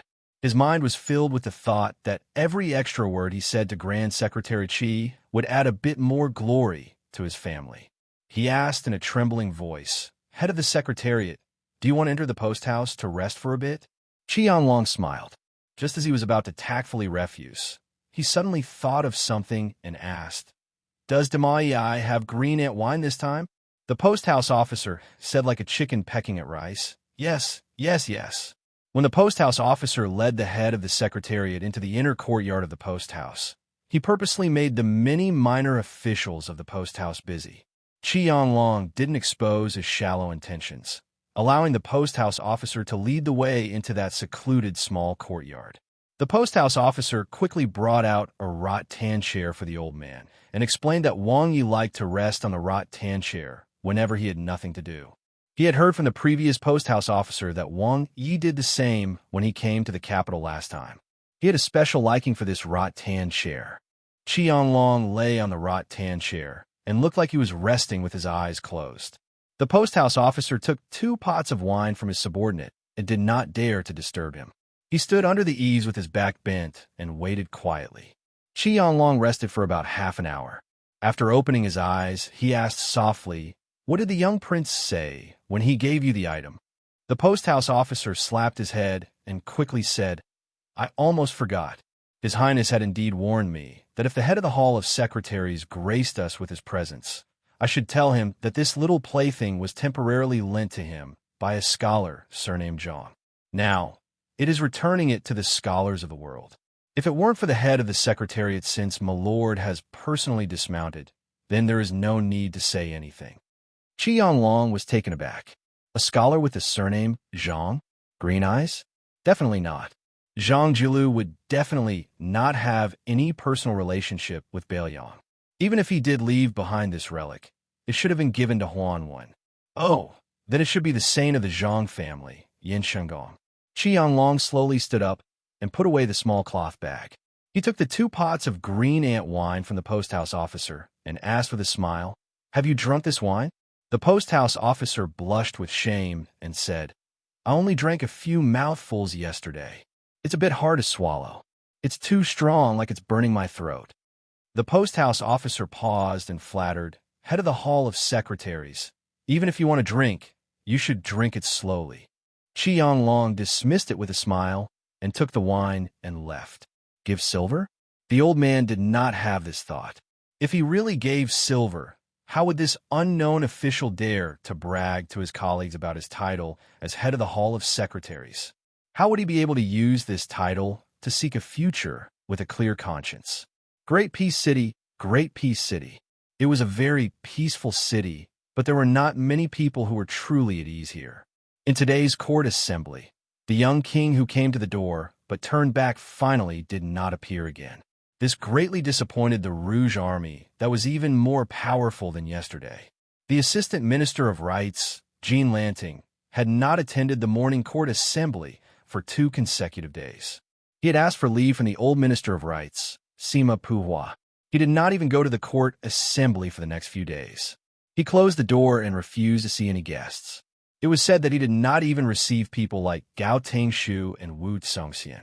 After the Assistant Minister of Personnel, Wen Tai, and Anong General Ma Zhongxian became the Jing'an County Administrator and Deputy Regional Governor respectively.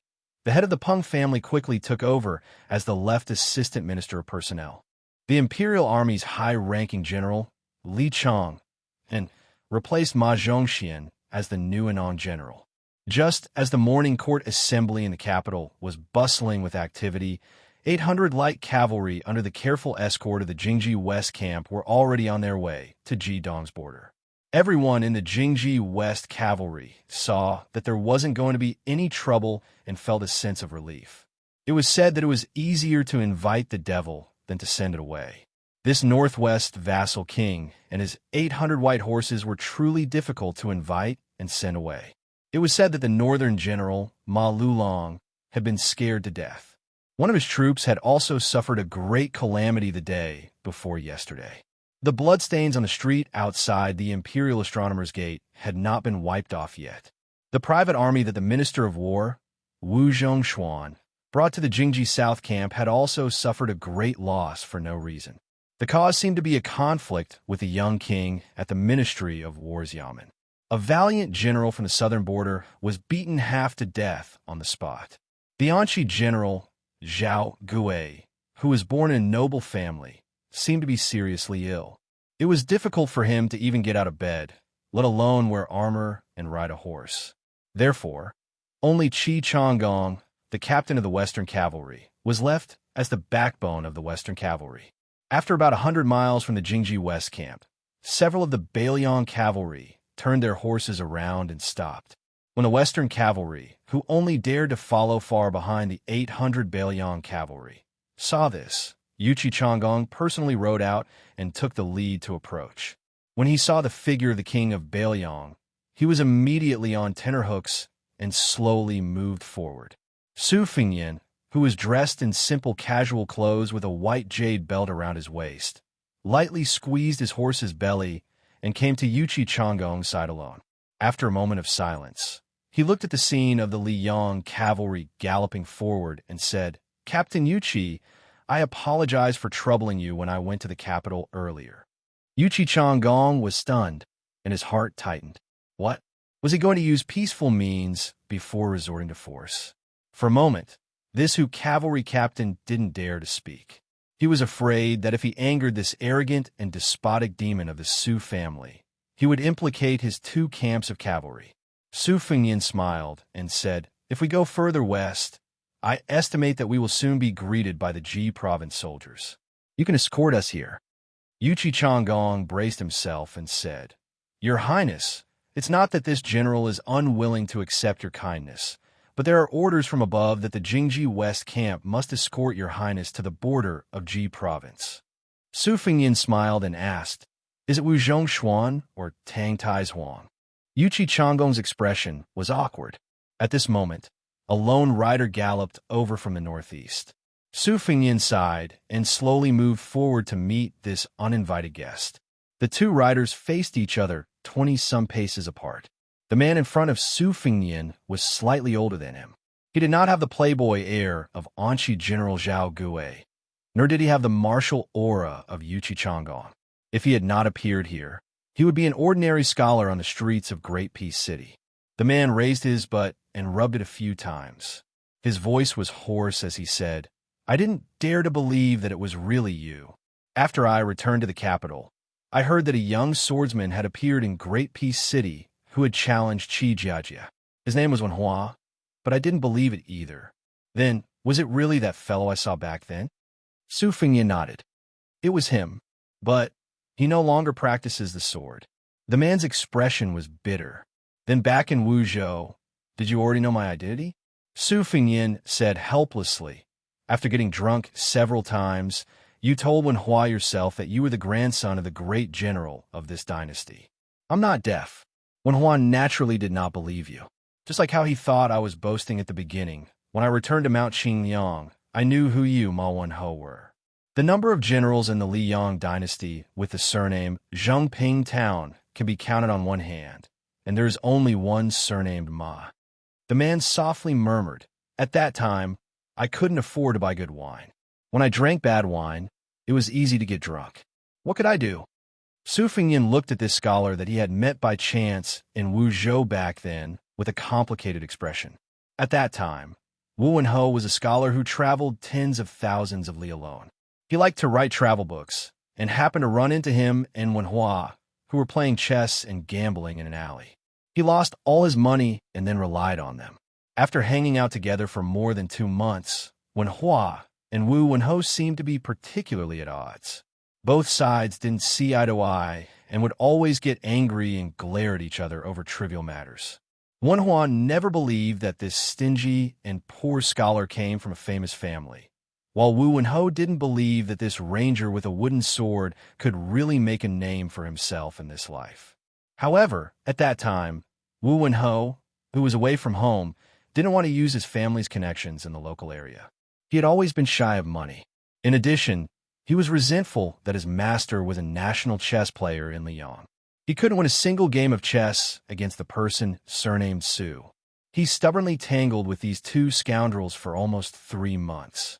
Later, he had to cross Jiangnan and travel to the southern border. Only then did they finally part ways. Wu Wenhou looked at Su Fengyan and asked bluntly, if you don't know me, Wu Wenhou, when you enter the capital this time, will you pay a visit to the manor of the great general of the north? Will you send punitive forces to denounce me? Su Fengyan nodded and said, of course. Wu Wenhou's expression was pained. Su Fengyan said indifferently, in any case, the grudges of the older generation are right there. If you feel guilty toward your grandfather Ma Lulong and feel that the old debt hasn't been settled and that it is now my Su family that owes your Ma family, you can always ask me, Su Fengyan, to pay it back. Since you are the eldest, legitimate grandson of the Ma family, I won't find it strange. Ma Wenhou suddenly roared. Could it be that you, the king of Baoyang, think I will act as if nothing happened? Chapter 1655. Su Fengyan patted the Baoyang blade at his waist. His body leaned back slightly, his face full of sarcasm. When you and I were poor, you, Ma Wenhou, won a game of chess against me. Now, I, Su Fengyan, am one of the 4 grandmasters, and the king of Baoyang with 300,000 cavalry under my command. You want to wrestle with me? I reckon that even an assistant minister of one of the 6 ministries does not have the face to be arrogant with me. You, Ma Wenhou, if you have the ability, you should be the head of the Secretariat or the Minxiao province. Only then can you barely have the qualifications to be my opponent. Just like Bai Yin and my father, Su Xiao. Speaking of which, Ma Wenhou, do you need me, Su Fengyan, to wait for you for a few years or a few decades? Ma Wenhou's eyes were red. Su Fengyan smiled and asked, what? You're not convinced? 1,000 heavy cavalry of the Ma family is only SOSO. You are just a scholar. Do you want to humiliate yourself? Su Fengyan turned his horse around, raised his hand, and waved. This action was clearly full of sarcasm. Ma Wenhou shouted, Su Fengyan, you are a bastard. Just you wait. Su Fengyan did not pay any attention to him and left.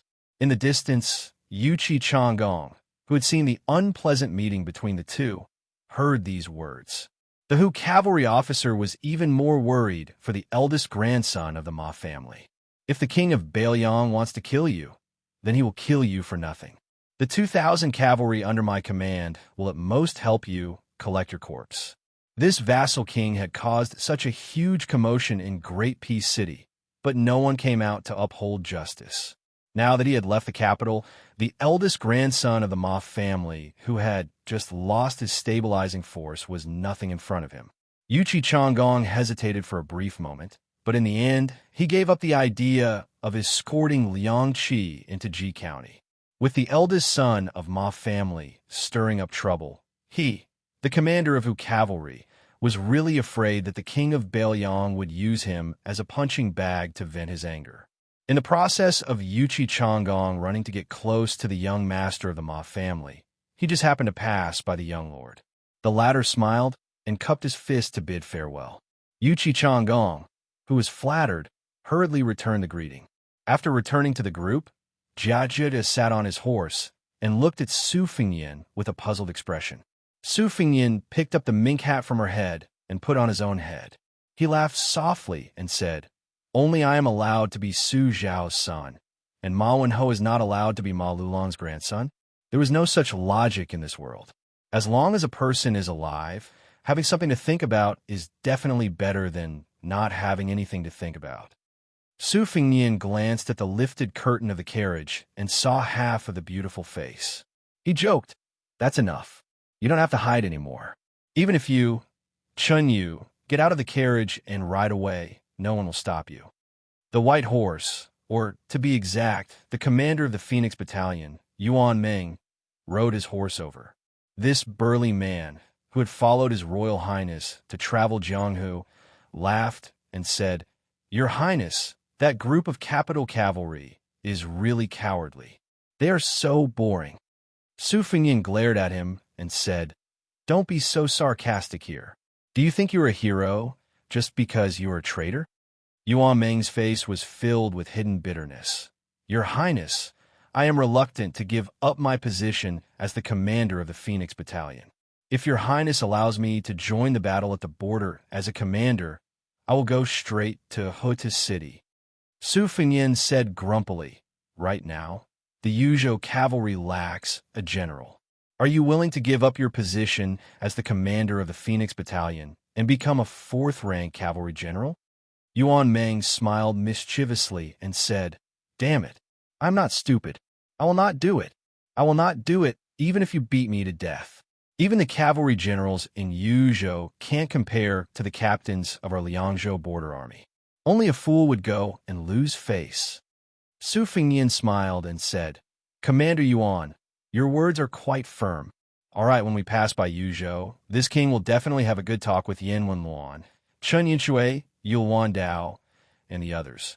It will also let the Yuzhou side know that Liangzhou has a hero like you, Yuan Meng." Yuan Meng smiled apologetically and said, "Your Highness, it doesn't matter to Commander Yin and Deputy Commander Chen. After all, they're only the head of the infantry and can't control my official status. However, please don't say this to General Yu. If he becomes the deputy commander of our Bailiang cavalry in the future, what will I do?" Su Fingyan laughed and scolded, "Get out of here." Yuan Meng left with his tail between his legs. Next, Chen Yu indeed left the carriage. However, her horsemanship was mediocre. Afraid that she would delay the march, she rode on the same horse as Su Ying, who wore a red robe and a hat. Su Fingyan and Miss He rode side by side with them. Chen Yu asked curiously, "May I ask who that son of an aristocratic family is?" Su Fingyan sighed and said, "He is a friend I met during my earliest travels. At that time, apart from the two of them, this guy was the one I hit it off with the most. Of course, I had good karma with him, but I had bad karma with Xin Yuan Qingfeng on the Great Snow Plateau. Actually, during those 3 years, I met a lot of people and a lot of things, but most of them were passed with a smile. For example, I once met a female hero who hadn't become famous yet. I think her surname was Qi, and she had a good temper. Her martial arts skills were ordinary, but her chest was really big. Every time she competed with others, she would be restrained because she felt embarrassed. She was the only female hero I met in those 3 years who didn't speak ill of us.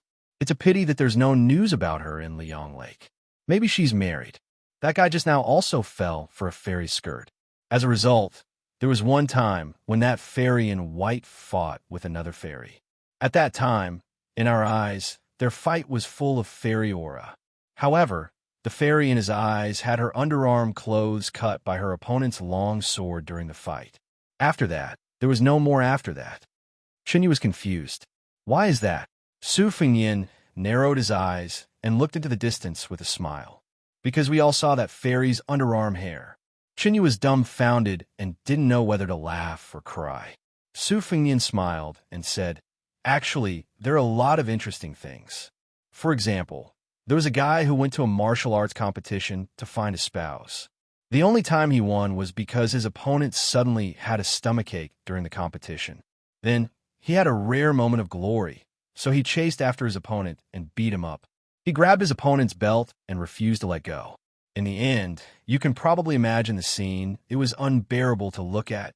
Another example. There was a young and handsome hero who was very admirable when he saw injustice on the road. He was also born with a dignified appearance, but the moment he opened his mouth to speak, he was done for. His speech was a complete mess, and no one knew where he came from.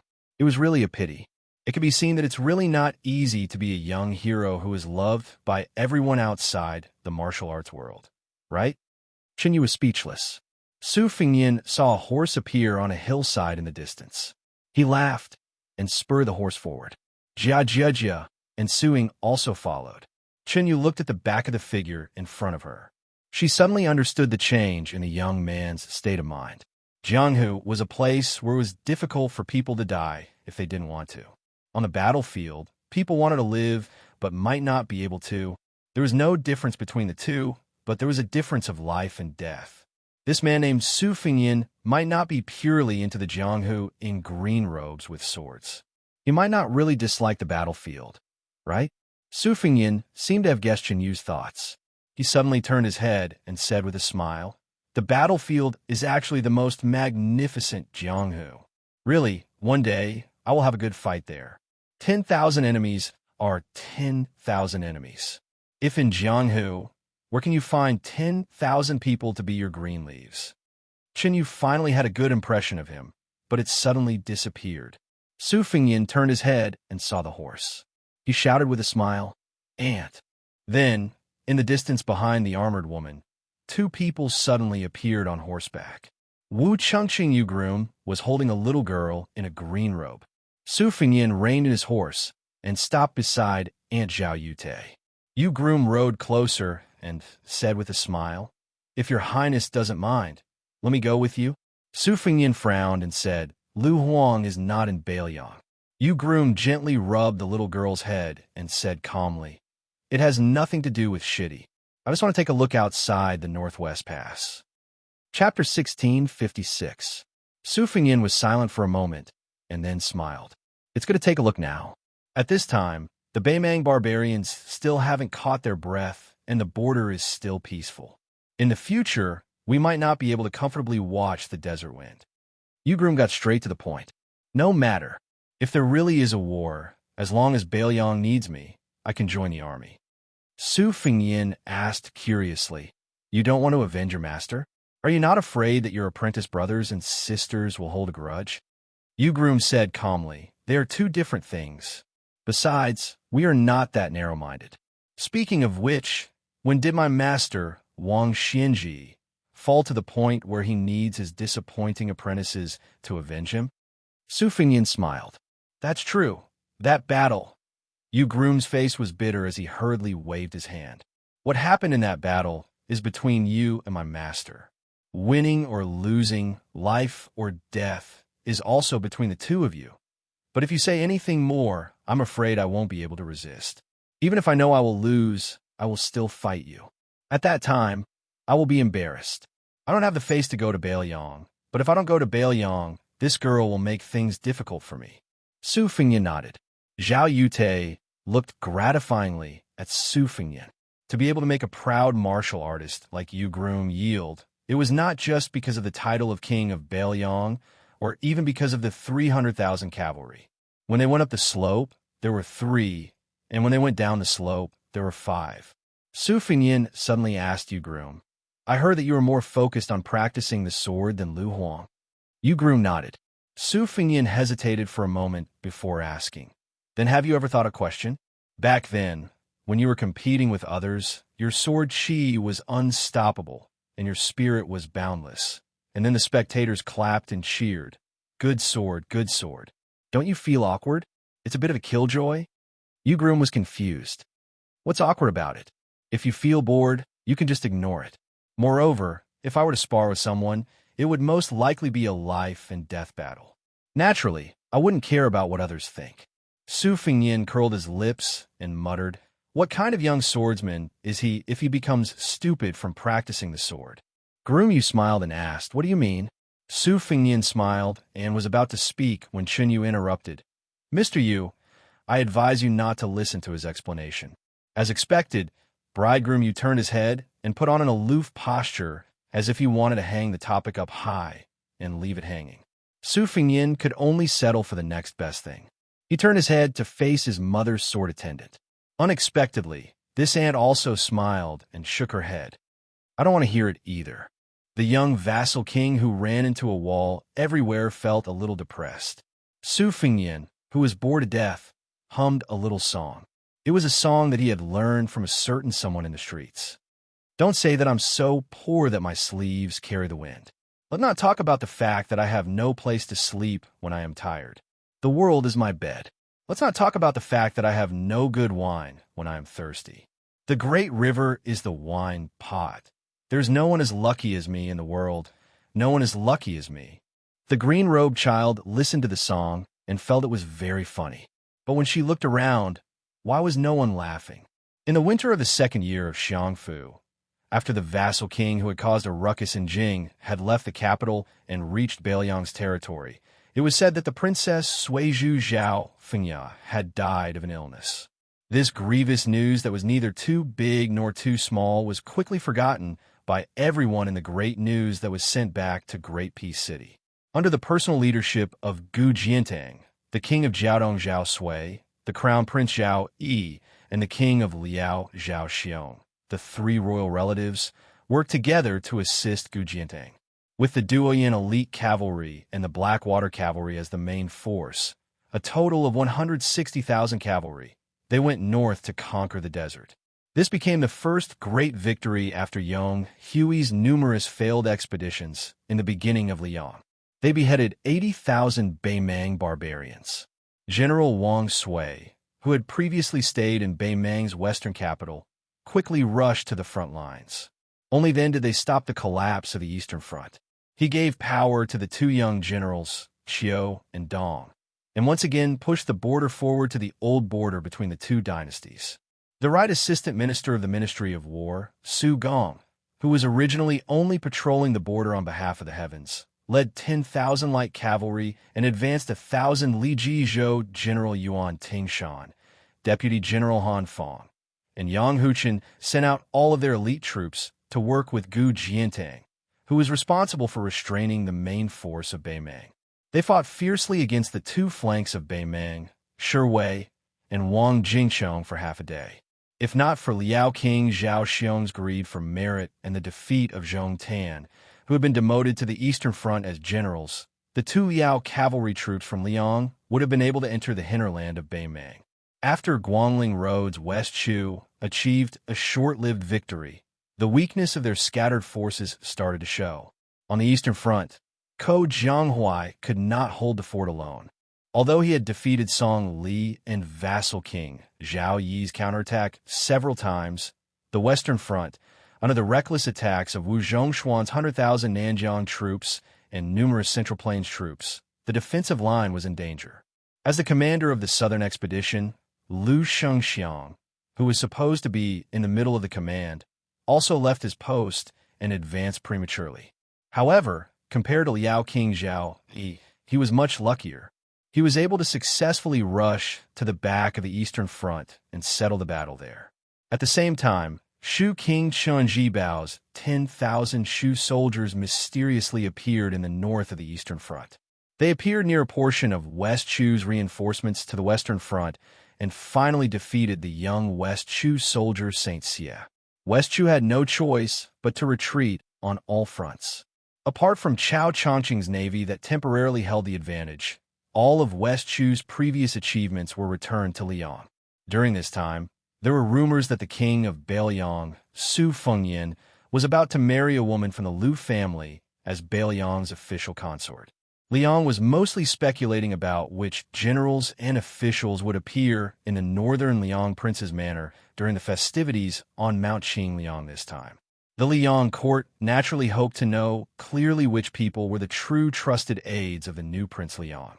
What was even more important was that of the new generation of Bailiang nobles who had the qualifications to enter Qingliang Mountain. Were there more who were hostile towards the Liang Zhao family, or were there more who maintained a neutral stance? As for when the young king passed through Jizhou and entered Hezhou, Deputy General Han Feng and Yang Huchen led their troops to demonstrate. This became a story that the people of Jingdou loved to talk about. In comparison, King of Hanzhou Xiong, Administrator Han Lin, and Jidushi Kai Nen were silent. It was inevitable that people would criticize them. After the great general passed away, the Qingliang Mountain Prince's mansion, which didn't even have red couplets, finally had a celebratory atmosphere that hadn't been seen in a long time. Although they didn't hang up large red lanterns with great fanfare, the servants and maids in the mansion all smiled when they saw people.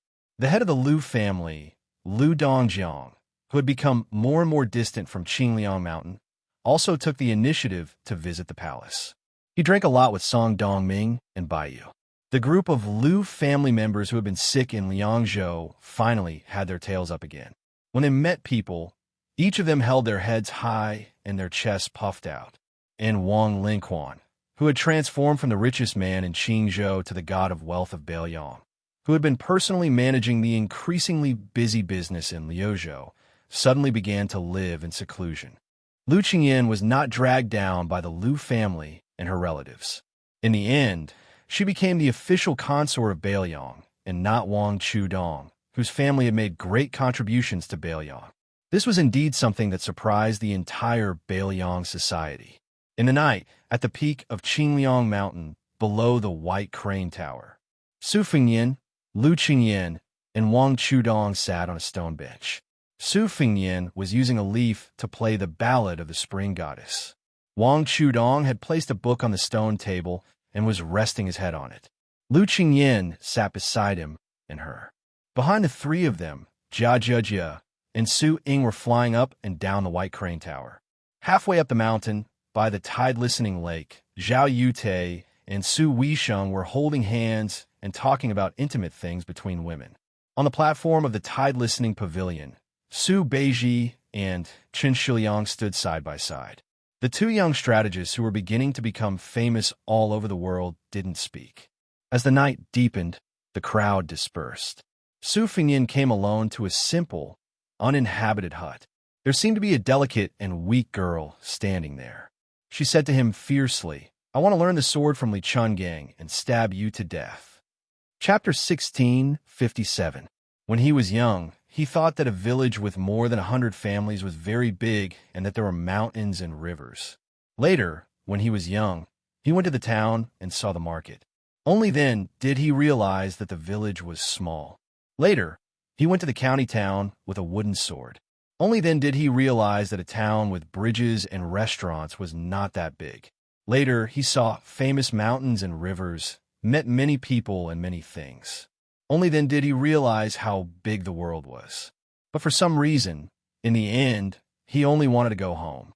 Then, he quietly left Jianghu from the biggest city in the world.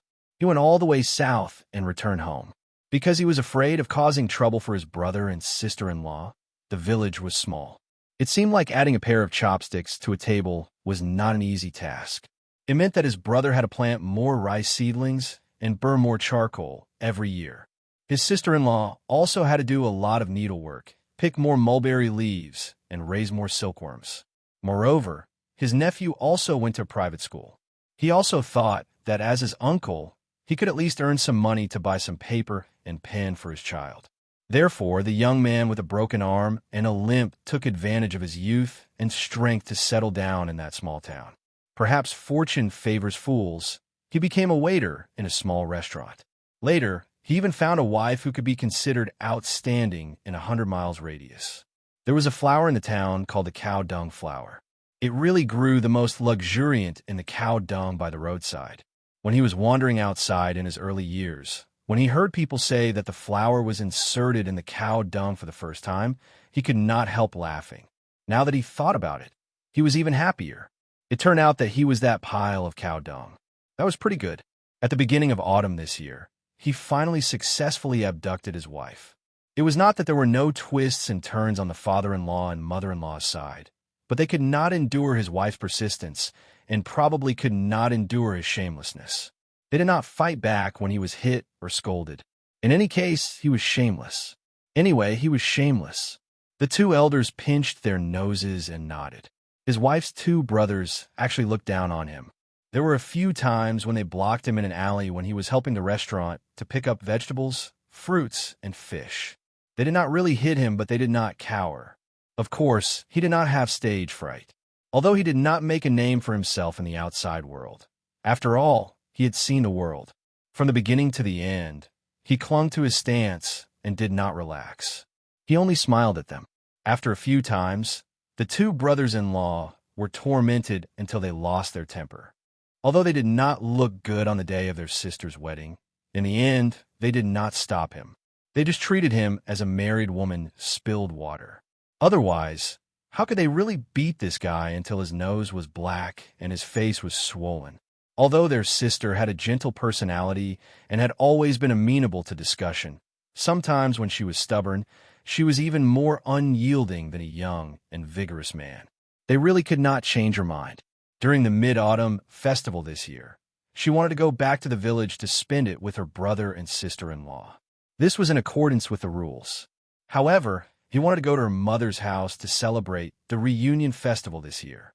He had already told his brother and sister-in-law that at most, they could spend the Mid-Autumn Festival together next year.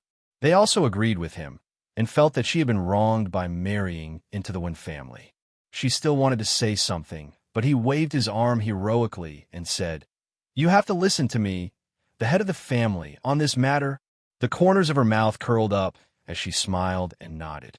However, when a young couple brought a box of mooncakes to the door, they were stopped by his brother-in-law. He said that his sister could enter the family, but he could forget about it if his surname was Wen. As he spoke, the boorish man became angry.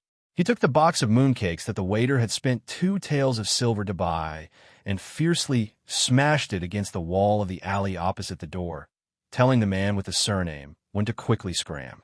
His wife was angry at that time and did not say a word to her brother. She grabbed her husband's arm and turned to leave. However, he stood there and was unwilling to leave. He smiled and said that his wife must go home to see her parents today. Otherwise, he would not leave. Looking at his unusually serious expression, she did not cry out loud, but her eyes turned red. He softly told her that in this world, a family was a family. It was a matter of life, and there was no threshold that could not be crossed. She hummed in agreement and lowered her head to push her brother's shoulder away. She quickly walked into the courtyard. Not long after, she walked back to the main door and suddenly saw her brother squatting side by side with a box of mooncakes beside her brother's feet. When he saw his sister, the dark-skinned man seemed to blush. He stood up with the box of mooncakes, as if he wanted to say a few harsh words to not embarrass himself. After hesitating for a long time, he still could not say anything. He could only fiercely say to his brother-in-law, "If I hear that you dare to bully my sister in the future, I will break your third leg." Chapter 1658. That day, on the way home under the moonlight, they slowly stepped on the bluestone path. Occasionally, she would playfully dance with her hands behind her back and then turn around to smile at him. At that time, he only had a very simple thought, which was to earn more money so that she could live a good life as soon as possible. He didn't want such a good woman to roll her eyes with him. Then he began to calculate how much money he had saved and when he could rent a bigger house, change it to a small courtyard, and finally change it to a big house. But as he thought about it, he couldn't help but sigh. It wasn't that he was tired, but he felt that if he wanted to live a down-to-earth life, every copper coin had to be stained with sweat. Fortunately, his legs weren't nimble, but he was diligent, willing to put in effort, willing to smile, and willing to get up early and work in the dark. After the early days, when he was often treated as a joke and entertainment, The men who had a sword around the town and considered themselves as young heroes were not too willing to compete with a young waiter like him. In their words, it was meaningless to step on dog shit. Other than dirty shoes, it was useless. It was degrading to bully a waiter who couldn't make a sound after a few blows. Moreover, as he often called storytellers to the restaurant to tell stories about Jianghu, even if they often told cliched stories, the small town showed its benefits. It was better to have stories to listen to when drinking tea than no stories at all, wasn't it? Moreover, whenever other storytellers competed with each other in the small restaurant, there would always be a few new tricks. The restaurant's business was generally getting better and better. That shopkeeper, no matter how much he nagged, was actually not a bad person. Otherwise, he wouldn't have taken him in. As business gradually improved, he gave him a few more taels of silver every month. Occasionally, when the restaurant was closed, the shopkeeper would drink by himself and accidentally drink too much wine. He would even drag him, a waiter, to eat a few meat dishes with enough oil and water. When he got married, the shopkeeper even gave him a red packet of 3 taels of silver. It was considered a very generous gift in the small town. After that, he worked harder and harder. It was not an exaggeration to say that he could replace 3 waiters, but it was certainly not an exaggeration to say that he could replace 2 waiters. After this year's Mid-Autumn Festival, the shopkeeper gritted his teeth. He felt that no matter how easy the waiter was to order around, he would not be able to cope with the increasingly flourishing business. Therefore, he hired a delicate young lady from a neighboring village to be the wine seller.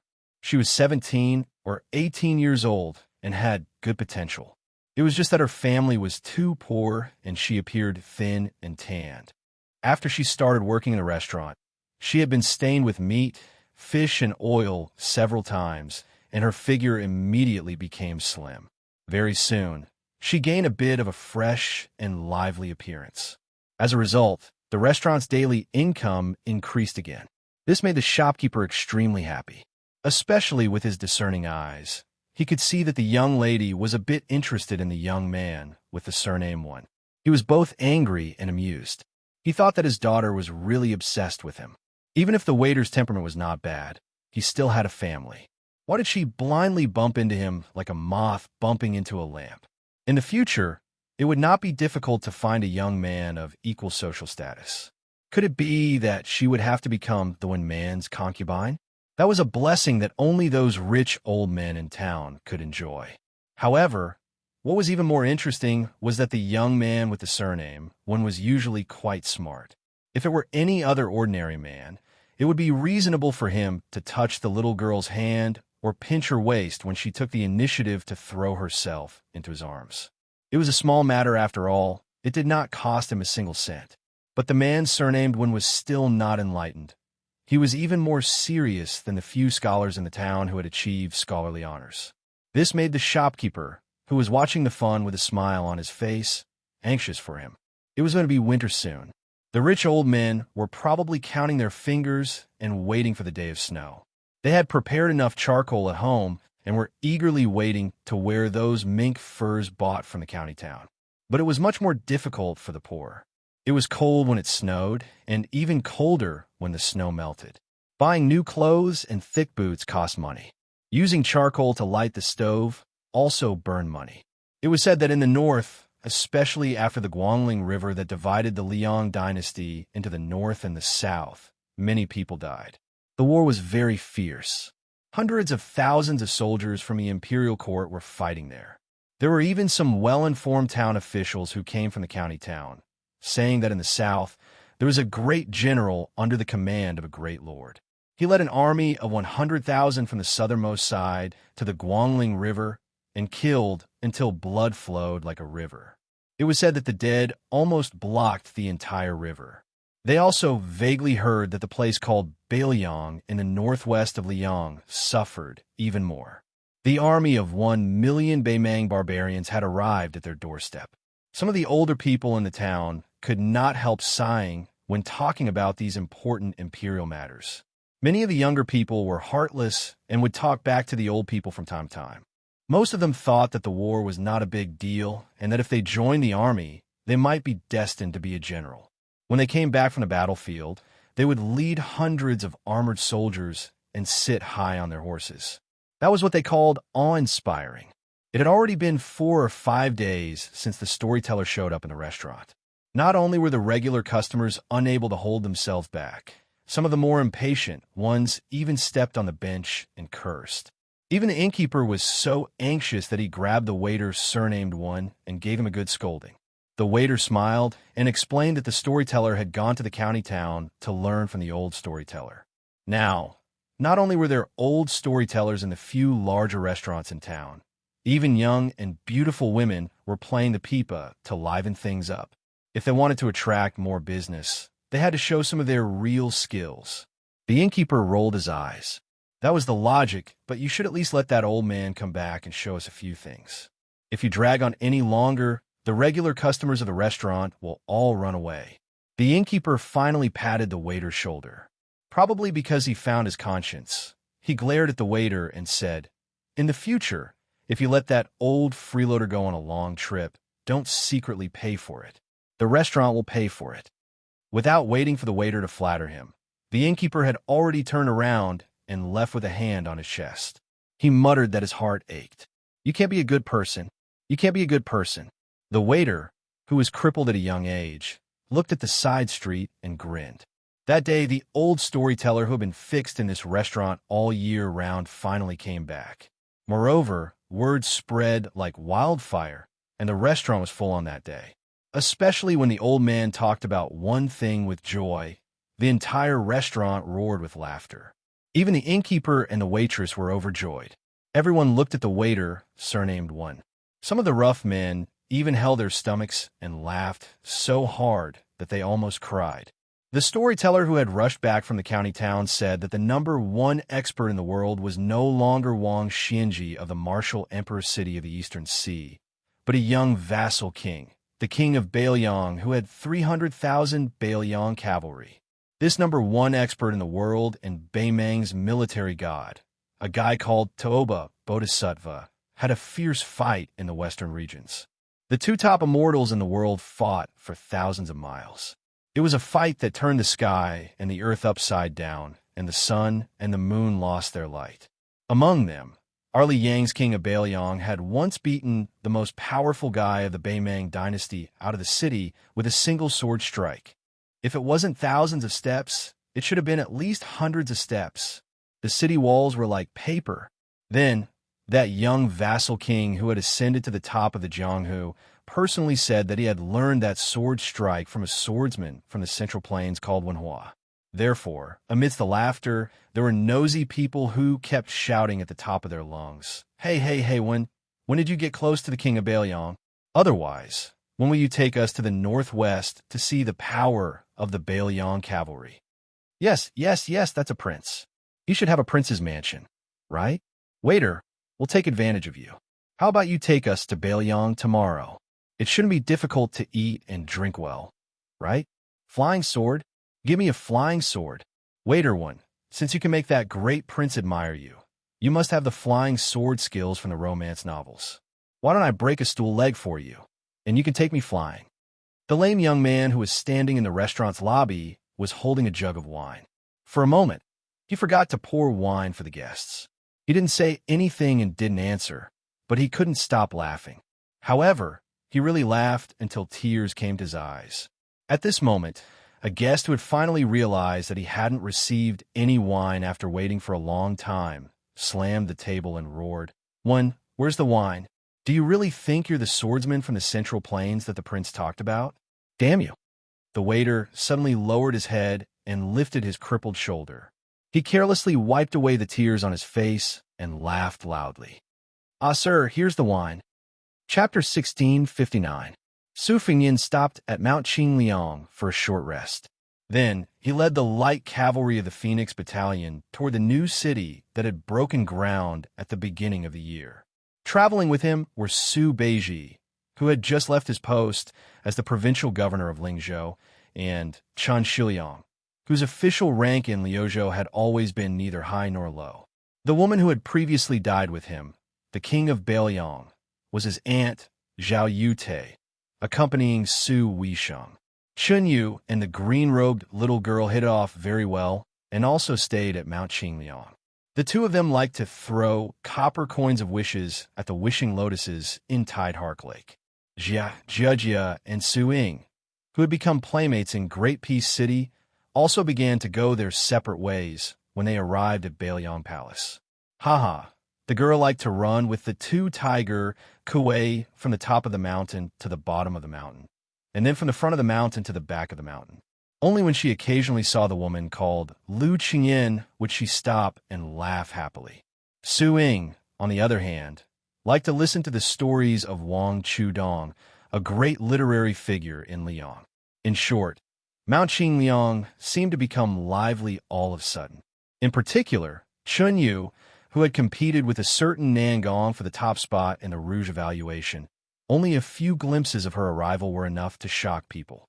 Every time she stopped by Tidehark Lake for a stroll, if the Bailiang subordinates of Song Dongming and Baiyu noticed her with their sharp eyes, they would quickly spread the news.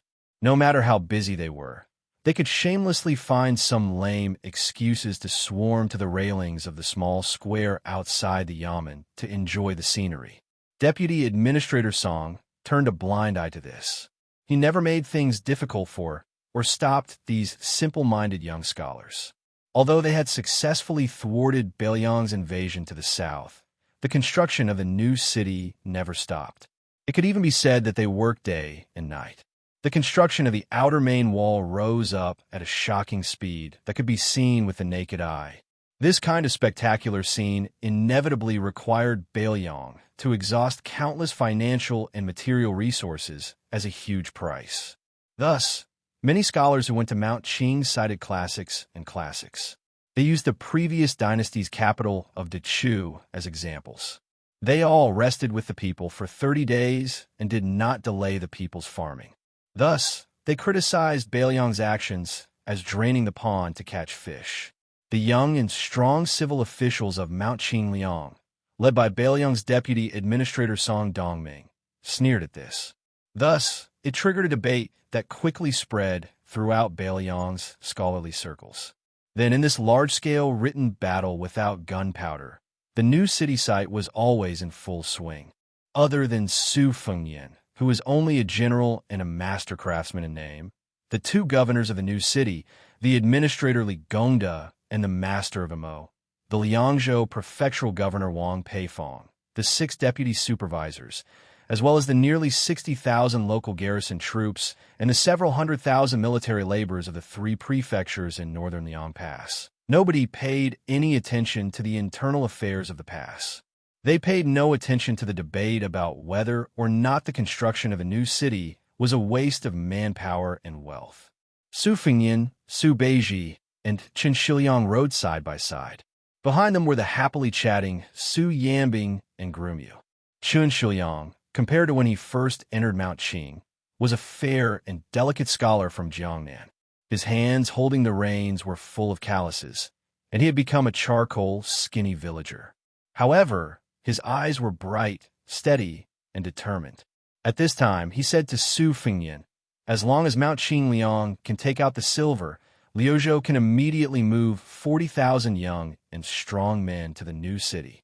However, I hope that other than not owing them wages, you can also recognize their titles. Our Liuzhou people are suffering too much." Su Fengyan was in a difficult position.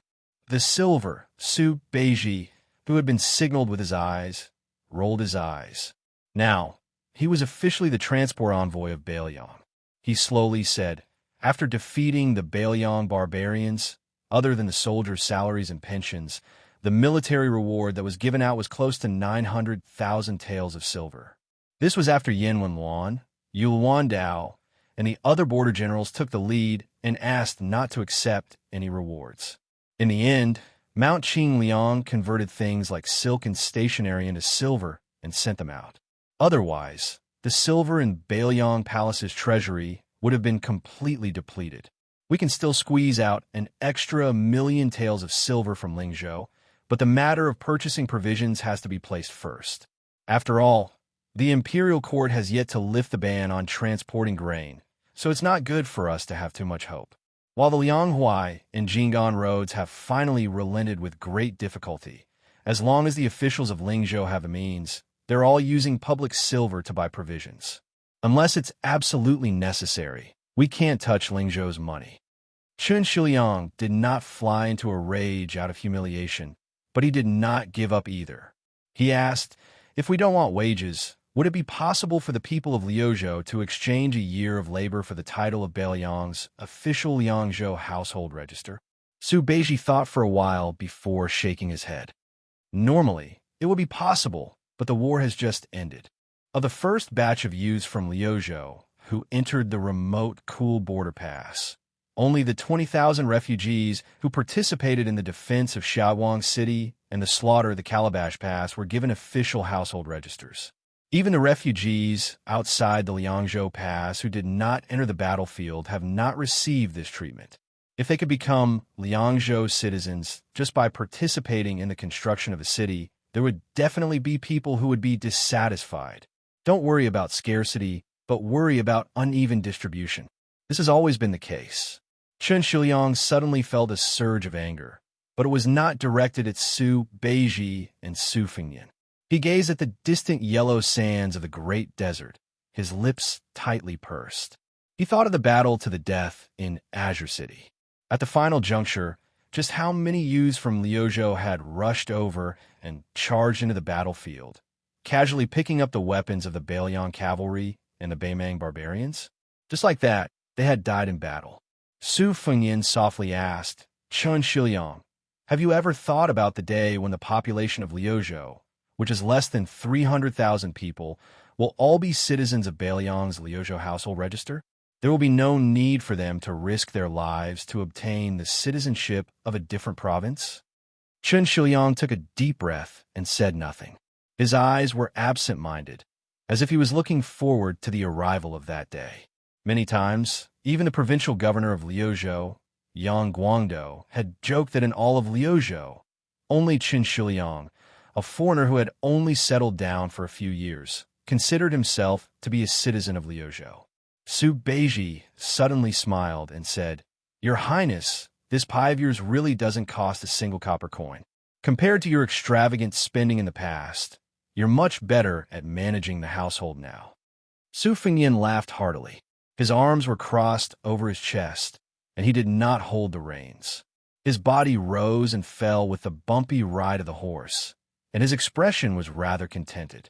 Chun Shiliang also smiled and agreed. You do have the posture of a thrifty housekeeper now.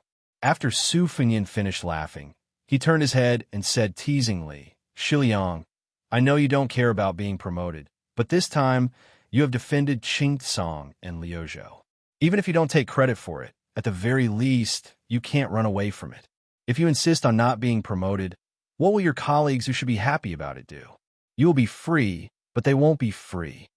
Chun Shiliang shook his head and said, From the provincial governor's mansion and the Longxiang army to the soldiers of the 3 towns, you can reward me however you want.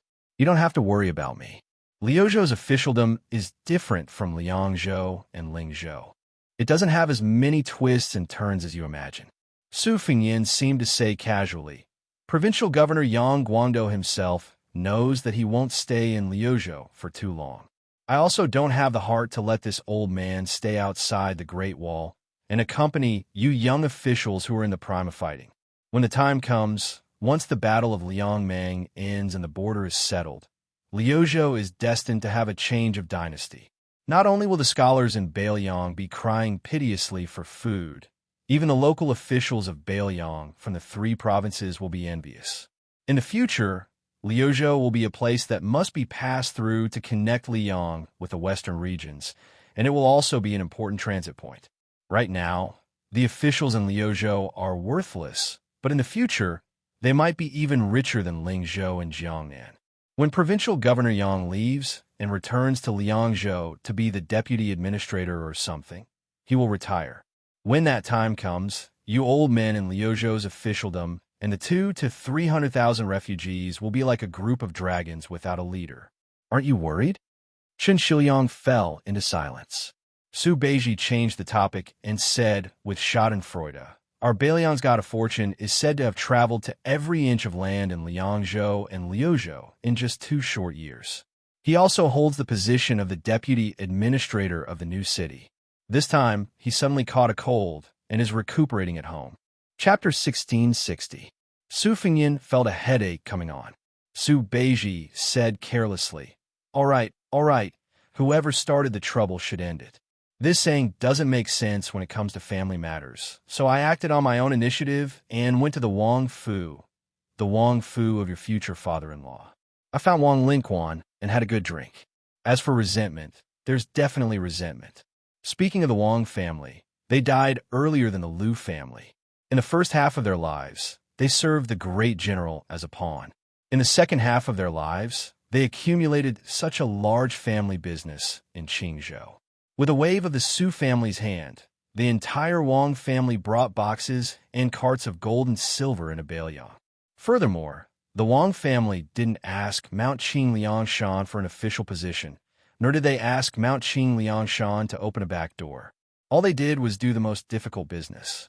What were they after? Wasn't it all because they wanted their daughter to be the principal consort and not the secondary consort? Su Fengyin sighed softly. No matter what, this was the right thing to do. Su Beiji continued with a smile. After Wang Linquan drank too much, he let it slip. Even if Chu Dong's daughter doesn't have the fate of being the principal consort, as long as that woman surnamed Liu is also the secondary consort, the two of them are secondary consorts without any difference in rank. Chu Dong won't be wronged. What's going on now? Wang Linquan's words implied that the Liu family's group of good-for-nothings, from the arrogant Liu Dongjiang to the spoiled and arrogant Liu family's children, how many of them were good people who sincerely considered the Su family situation? Isn't it just because they read a few more books? In the end, they're all so arrogant, wishing they could occupy Bailiang's officialdom. Only then would they be worthy of their noble status. A group of people who don't know the immensity of heaven and earth. Seeing Su Fengyin turn a look at him, Su Beiji grinned and said, the last few words were naturally said by me. Even if Wang Linquan drank a few hundred caddies of green ant wine, he definitely wouldn't dare to reveal his true thoughts like this. Su Fengyin said helplessly, I know you are angry with me because of the matter with the transport of grain, but that's enough. Do you really think I'm a clay bodhisattva who won't get angry? Su Beiji snorted coldly and said, let me put the ugly words first. Qi Yanglong is Qi Yanglong, and the imperial court is the imperial court. Since Zhang Julu's death, an irreparable crack has appeared in the imperial court. The days when the monarch and his ministers were compatible are gone forever. The Zhao family son of heaven had sent Wen Tai and my Zhongxian, one in civil and one in martial arts, to Jin Road in the hinterland of the Central Plains. Together with Zhao Sun, who was overseeing Qingzhou and Xiangfan, what kind of good intentions could these 3 people have? I don't know what the atmosphere was like at the small court meeting in the capital at that time, nor do I know if Qi Yanglong, the Grand Secretary, and Huan Wen, the Second Secretary, raised any objections at that time. But since when Ma had already left the capital to take up his post, when the time came, the transport of grain would be bumpy, and the emperor would be far away. How difficult would it be to casually find an excuse to deal with the Ministry of Revenue? Qi Yanglong is the head of the Secretariat, not the Minister of the Ministry of Revenue. Huan Wen is in Minxia Province, not the Minister of the Ministry of Appointments. Su Fengyin clutched his chest and pretended to be in pain. After the successive battles in Great Peace City, my internal injuries are very serious. My chest hurts and my head hurts. No, I have to go back to the carriage and lie down. The great Northwest vassal king and martial arts grandmaster had slipped away. Chun Shiliang's mouth was full of smiles.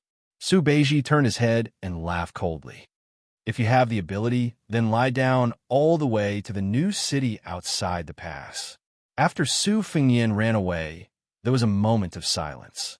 Su Beiji glanced at Chun Shiliang, who was riding like he was walking, and said self-mockingly, when it comes to riding, I'm not as good as you. Right now, my inner thighs feel like they're on fire. Chun Shiliang smiled and said, Luzhou is vast and sparsely populated. The 2 courier routes from Liangzhou to Xianxia City have just been started. Thus, I had to ride a fast horse for everything. At first, I wasn't used to it. Other than the pain in my waist and back, when I finally fell asleep on the bed, I felt like the world was spinning around me like a drunk person.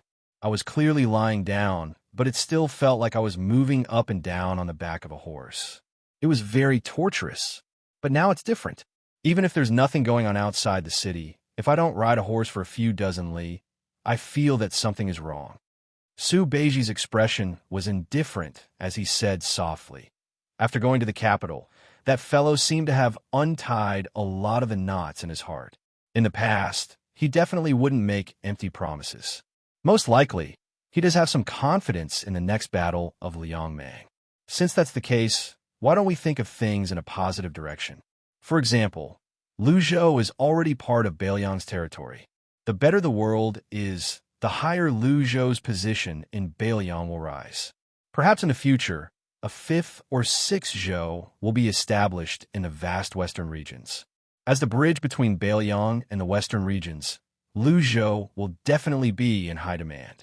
In terms of the military, with Su Longxiang's Longxiang army, even the veteran Liangzhou border army would probably be too embarrassed to go and fight for territory. However, it's hard to say about the positions in the Luzhou provincial governor's manor. Let's not talk about things that are far away. Let's talk about the Lingzhou I just left. Whether it is reputation or merits, logically speaking, Huang Yin, who should have been able to climb up a level, didn't he not become the new Lingzhou provincial governor? From now on, especially when the war is not so tense, that fellow will only have more things to worry about, not less. Chun Shiliang, you finally opened up a position in Luzhou. Whether it's for your own future or for the situation in Luzhou, you should move your position forward. A county official is not as good as a current official. Even if you become the deputy administrator, it won't be as useful as being a low-level provincial governor in Luzhou. Probably influenced by Su Beiji's honesty, Chun Shiliang also said bluntly, I understand the reasoning. In reality, on this trip to Qingliang Mountain, I've thought about it a lot. As long as the war ends, not only will Luzhou be able to stand on equal footing with the other 3 provinces in Beiliang, it might even become the most important place in the eyes of the Liang imperial court. Su Beiji nodded and said in a low voice, yes, this is the reasoning. Once Northern Meng cowered back, no longer daring to send troops to the northwestern border, then the imperial court might just send a civil official to Lu province to help Liang oversee the border. At that time, Yang Xinxing wouldn't be able to keep her position as obedient as she was when she assumed the post of Jidu vice envoy. This move seems preposterous, but there are precedents that can be followed. Putting aside the assistant minister of the Ministry of War, Su Gong, who patrolled the 2 Liao provinces with so many regional governors and administrators spread out from Great Peace City, which one of them is easy to deal with. Wang Xiongmei, Lu Baijia, Yuan Gua, Han Lin, Wen Tai, Ma Zhongxian, if we don't consider their positions, they can't be considered mediocre. Chun Shiliang frowned and said, I'm just afraid that when the time comes, the imperial court will send the imperial college's left chancellor Yao Baifeng to Luzhou. Chancellor Yao is originally from Beiliang. Even if he is in the imperial court, he has always been close to Beiliang. If this Confucian grandmaster enters Luzhou, no matter if it is the imperial residence or the bureaucracy, they will be happy to see this happen. Su Beiji quickly followed up, yes, just like how Zhang Jilu is in Liang, he might not be willing to consider everything for the Zhao family. Master Yao's personality is similar to Bai Yin Er's. When he returns to Beiliang, he will most likely have to think about the imperial court. Chun Shiliang smiled bitterly and said, it looks like I should fight for the position of Luzhou's guest emperor. Su Beiji narrowed his eyes and said, to prepare for a rainy day, I think it's best to take in the provincial governor as well. I think the imperial court won't have the face to ask Yao Baifeng to return to Beiliang to be the guest emperor of a province, right? Chun Shiliang smiled and said, being the administrator of a province is perfectly justified. Su Beiji curled his lips and said, being the administrator of Mount Qingliang, wouldn't he be eaten up by Song Dongming and the others? Besides, if he didn't go to Luzhou, How many Liang officials would dare to follow Yao Baifeng to Bailiang Palace to be an official? Wouldn't they have to wake up early every morning and rub their necks, thankful that their heads are still on their shoulders? Qin Shiliang held back his laughter and nodded. That's true. Suddenly, someone shouted from behind them, Zhu Zi, Shiliang, I suddenly feel better. Why don't you take the carriage, and I'll be your coachman? The white horses near the carriage all smiled knowingly. Su Beiji turned to look at his peers and asked, What do you say? Qin Shiliang said in all seriousness, Sure. The two riders turned their horses around at the same time. The king of Bailiang, Su Fengyan, who was sitting in the coachman's seat, watched the two Bailiang strategists slowly approach. He suddenly raised his eyes and gazed into the distance. There was a withered scholar from the tide-listening pavilion. After his death, he didn't have a grave, so his ashes were scattered outside Bailiang Pass. Jiangnan, Jiangbei, south of Nanshan, north of Bailiang. Jiangnan was in the south, 3,000 miles long. Bailiang had a gravestone, 300,000. Chapter 1661. Before they arrived at the new city outside the pass, the 800 Phoenix Battalion Light Cavalry encountered a small incident that made people not know whether to laugh or cry. The aggressive senior officer Yuan Meng quickly rode to the side of the carriage and reported to the young vassal lord acting as the coachman. Your Highness, the scouts have reported that there are more than 60 Jianghu martial artists with swords and sabers 1 li northwest of here. They are divided into 2 groups and are rushing this way. Do you need me to bring people to stop them? Su Fengyan was stunned for a moment and asked with a smile, Is it a Jianghu feud between the gangs? Or is there an ulterior motive? Yuan Meng opened his bloody mouth and said with a murderous look, Who cares? Anyway, my brothers have been holding back for too long. Let's use them as an appetizer to go with wine. Su Fengyan waved his hand and said, Forget it. Let's just continue on our way. As long as they don't come close, don't pay them any attention. Seeing that this senior officer who was born in the prime of his life seemed to be unwilling, Su Fengyan used his horsewhip to point at the bridegroom who was not far in front of them and said with a smile, You're itching for a beating, right? This is Wang Xianxi's eldest disciple. Is he enough for you to sweat? Yuan Meng said resentfully, Then forget it. Harmony breeds wealth. Harmony breeds wealth. However, the development of the situation made the sullen senior officer Yuan feel very gratified. The 2 groups of Jianghu fish dragons crashed into the long snake formation of the 800 White Horse Cavalry. Yuan Meng could obviously see that the people in the lead wanted to lead the trouble and wanted to muddy the water so that they could escape. One of the young swordsmen who was covered in blood flew over the heads of the White Horse Cavalry and landed on the right side of the slowly advancing cavalry. With him taking the lead, the others behind him all stepped on the tips of their toes and nimbly flipped over the wall of people. If that was all, it would have been fine. However, there were some whose lightness skills were slightly inferior. They couldn't possibly circle around to the back of the light cavalry and escape. After a moment of hesitation, it was unknown who was the one who summoned the courage to shout, Gentlemen, please make way, please make way, please make way. Then, 5 or 6 reckless fellows attempted to pass through the cavalry formation. Yuan Meng, who was already hot-tempered to begin with, was already burning with rage when someone dared to provoke him. However, when he turned around and saw that his prince was as still as a mountain, he forced himself to endure. In the end, this group of bastards wanted to take an inch and 1 a mile, wanted to interfere with the marching of the troops. Yuan Meng tilted his head and spat fiercely. He cursed in a low voice and roared at the top of his lungs, Raise the crossbows. Anyone who dares to come within 10 steps of me will be killed without mercy. The cavalry didn't stop and continued forward, but almost immediately, all the light cavalry raised their light crossbows.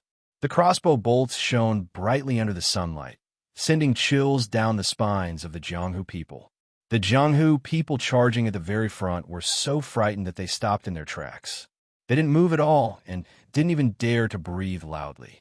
Other than the 5 people on the right who had used their lightness skills to leap over the wall of light cavalry, the rest were blocked on the left side of the cavalry. A middle-aged man wearing a green robe and holding a sword clearly had more experience in the Jianghu.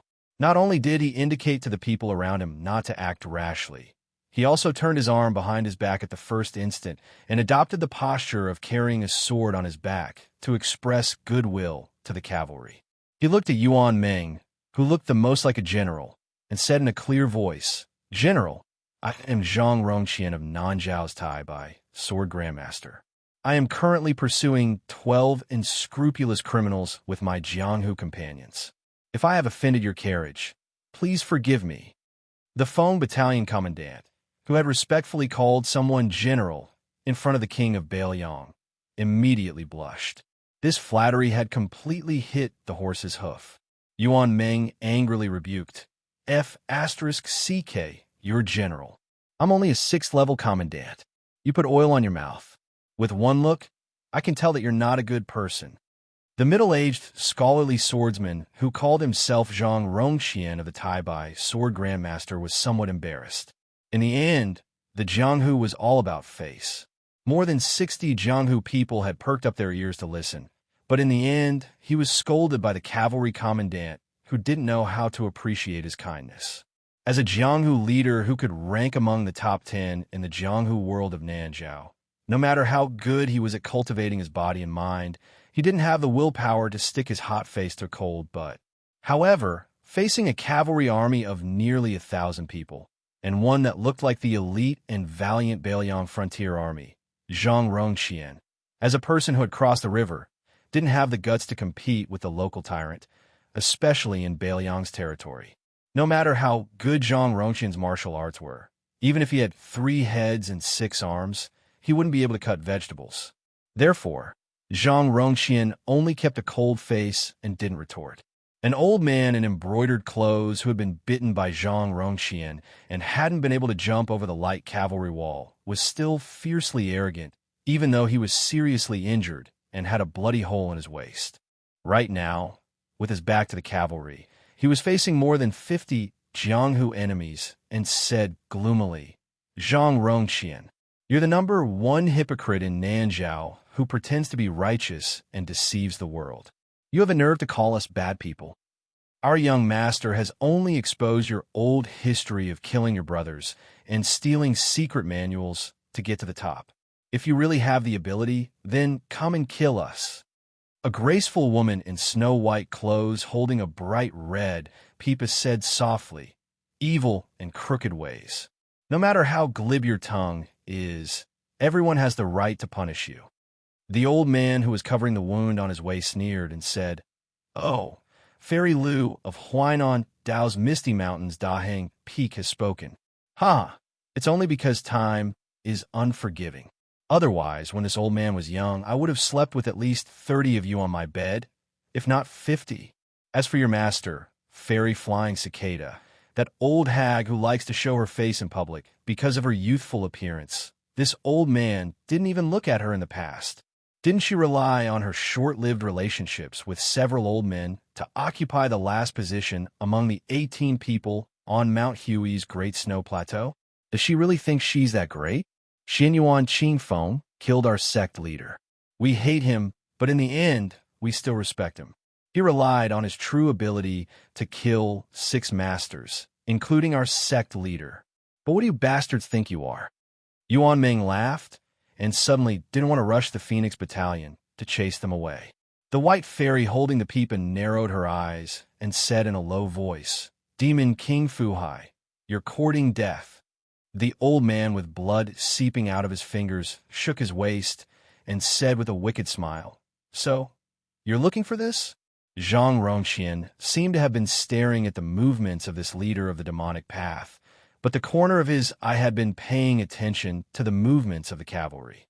This outer sect mountain chieftain of the Taibai sword faction suddenly saw the carriage stop, and the young coachman looked towards them. But strangely, no one walked out of the carriage, nor did anyone lift up the curtains. It was as if this coachman, who did not know the rules, wanted to watch a good show. Then, he acted on his own initiative and stopped the carriage, causing the entire cavalry to suddenly stop without any orders. Chapter 1662. As the cavalry came to a halt, a suffocating, murderous atmosphere instantly appeared. Silence reigned. After waiting for a while, there was no cursing or killing. The young carriage driver seemed to mutter to himself, and then quickly drove the carriage forward. Yuan Ming twisted his lips. He raised his arm and clenched his fist before following the carriage forward. The 800 light cavalry put away their light crossbows at the same time. There was no sound. The two groups of people watched in shock as the cavalry moved further and further away. For some reason, they forgot to fight to the death. Su Beiji bent down and walked out of the carriage. He leaned against the wall of the carriage and asked with a smile, "You finally ran into me and gave me a chance to pretend to be an expert. Won't you show a few moves?" Su Fengnian smiled and said, "Do you think I'm a street performer who can break stones on my chest? Also, they won't give money." Su Beiji continued to speak sarcastically. "It seems that your injuries in Great Peace City this time were serious. Otherwise, with your temper, especially in front of those fairies and heroines, you would have gotten involved long ago." Su Fengnian shook his head and said, "You have really misunderstood me. In the Jianghu, the greatest taboo is for a grandson to pretend to be a great master. I'm an old man of the Jianghu. I don't mind telling you, why did those two groups of Jianghu men risk their lives?" That young master of the demon sect unconsciously touched his chest. "Let me tell you, it was most likely a secret manual of Tide Listening Pavilion that he had luckily obtained by killing people. What Tai Bai Sword Sect, Huainan Dao, Misty Mountain, they all said that they were eliminating evil and protecting the Dao, but they were all aiming for the secret manual. As for how to split the spoils afterwards, there was no need to talk about it. The Nanjiao expert surnamed Zhang would definitely do it flawlessly and everyone would be happy. For example, the first volume would belong to me and the second to you. After reading it, the two sects would borrow it from each other. In this way, the two sects that were separated by thousands of mountains and rivers would become staunch allies of the Jianghu. You said in Nanjiao that the flying cicada fairy was a legendary Jianghu figure that everyone had high hopes for.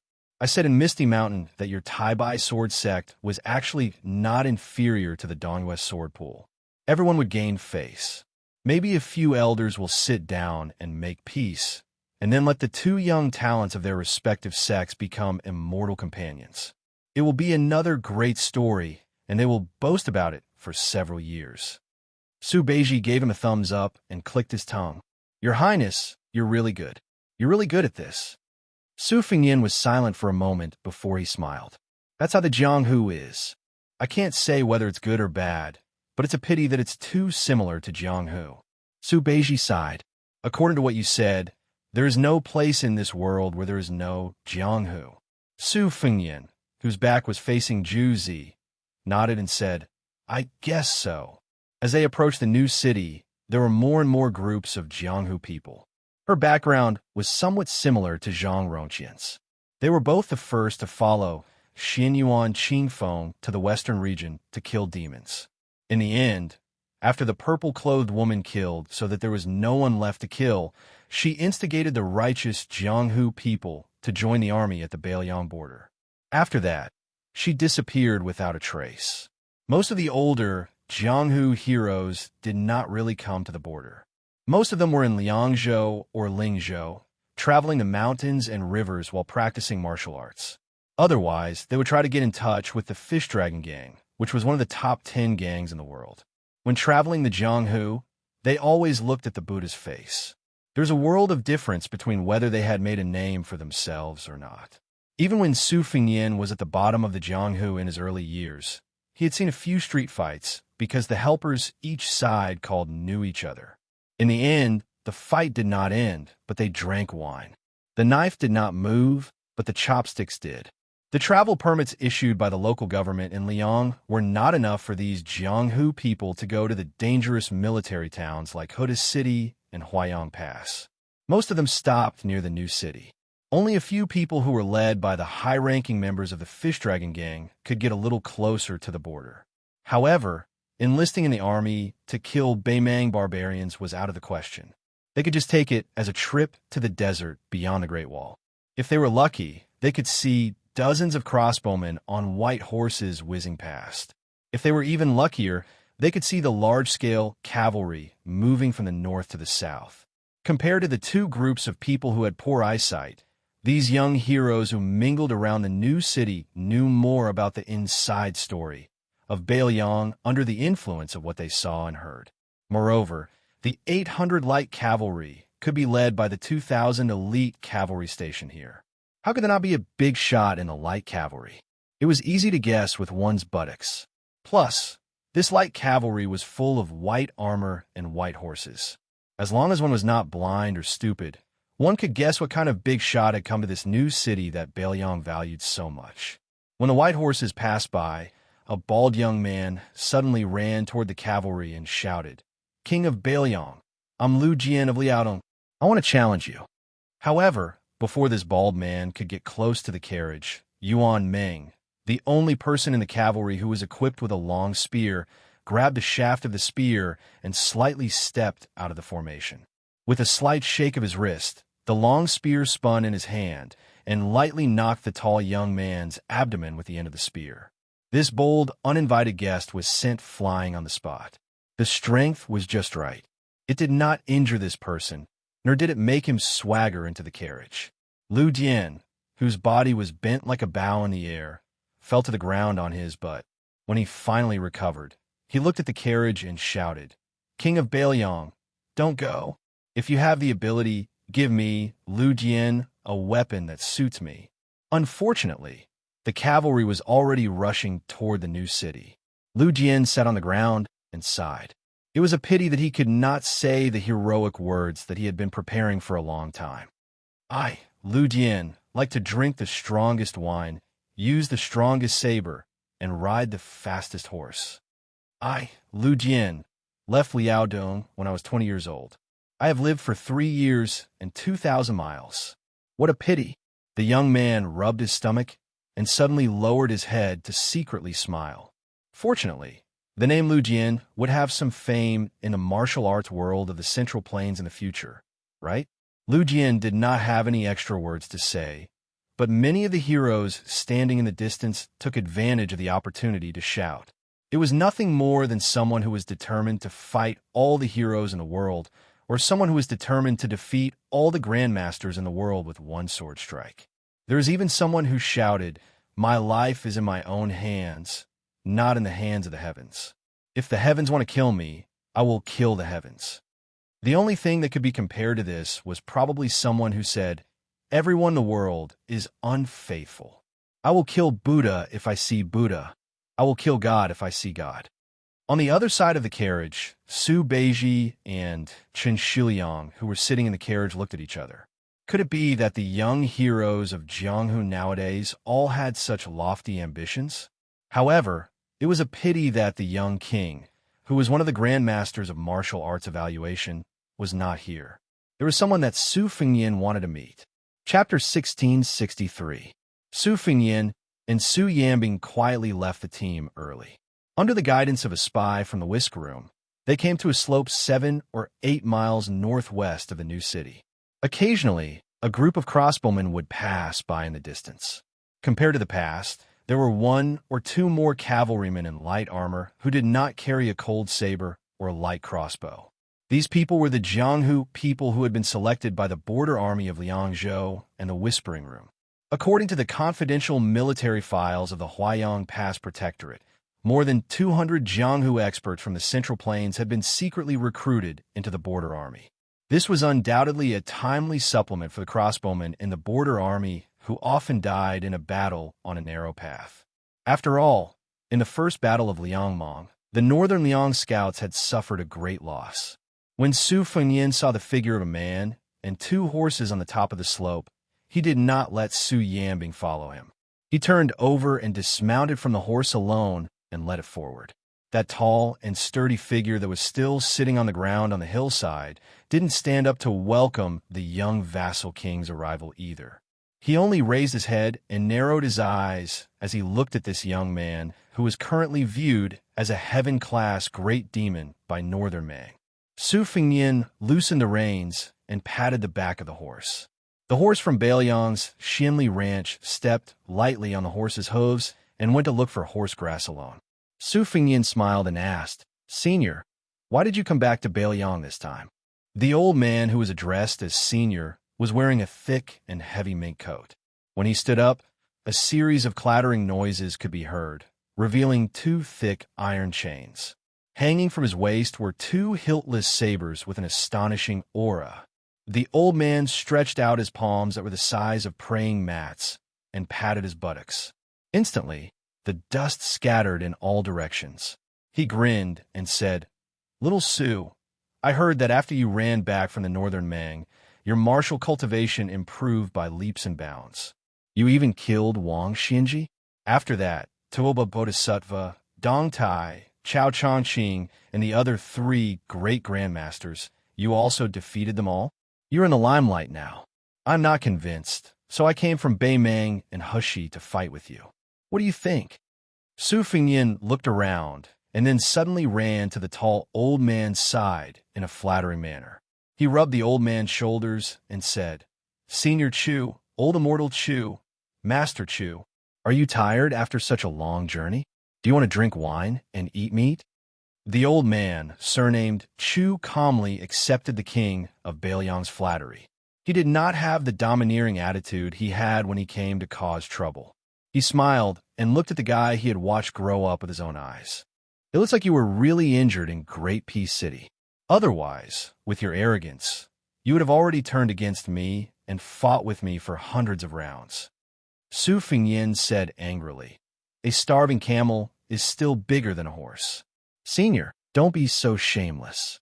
If I accidentally beat you down and you ran back to Beimang in a fit of pique and delayed Helian Wuwei's important task, who would I cry to?" The old man blew his beard and glared. He pressed his hands on his saber and was about to fight.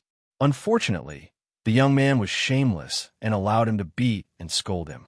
The old man with snow-white hair sighed and shook his shoulders. He refused the young man's insincere kneading. "You are so cunning." "That's right. It was Helian Wuwei who asked me to come to Bailiang. There are 2 things, one good news and one bad news. Which one do you want to hear first?" Su Fengyin said with a smile, "Let's hear the bad news first. It's only sweet when you eat sugar cane."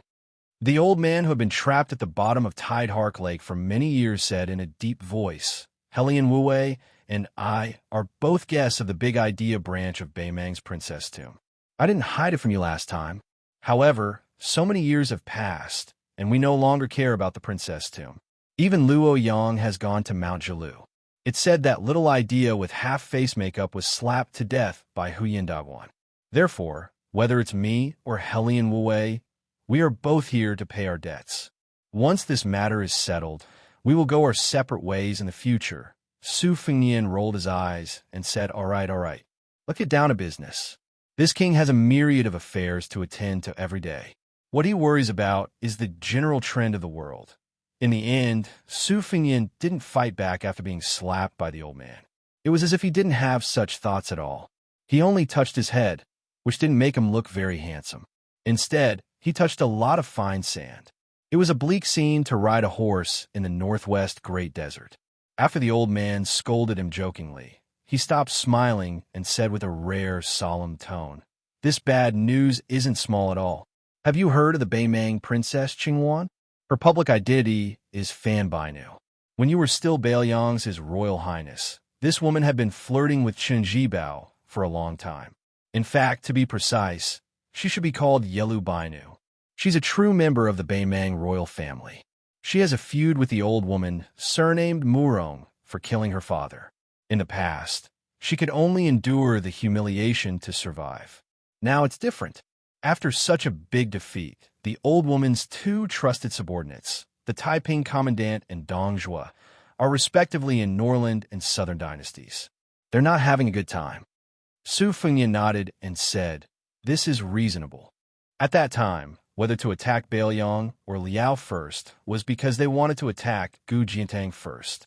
Otherwise, the old woman wouldn't have let Toba Bodhisattva lead hundreds of thousands of elite cavalry to patrol the grasslands of Norland before the Battle of Liangmang. In the end, it was to suppress those Yalu princes and the grassland tyrants. If this time they successfully took down Bailiang, it would be fine. They would be able to conquer the Central Plains soon. Even if it was painful, they could still bear it. But since they didn't even enter Bailiang, it's a different matter. No one would be willing to die without any gains, especially those Beimang barbarians who have been used to plundering the borders and returning with great gains for hundreds of years. The old man glanced at the calm young man and wanted to say something, but stopped. He curled his lips and gave up on the digression. Instead, the old man continued the previous topic and said, "The ambitious Yelu Dongchuang returned to Beimang.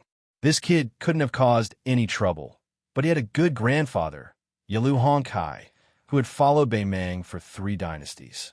This old man could really be called an old man. When the holy sect Yelu Wanshu burped, Yelu Honkai, as one of the 6 people in front of the emperor's bed, was ranked last.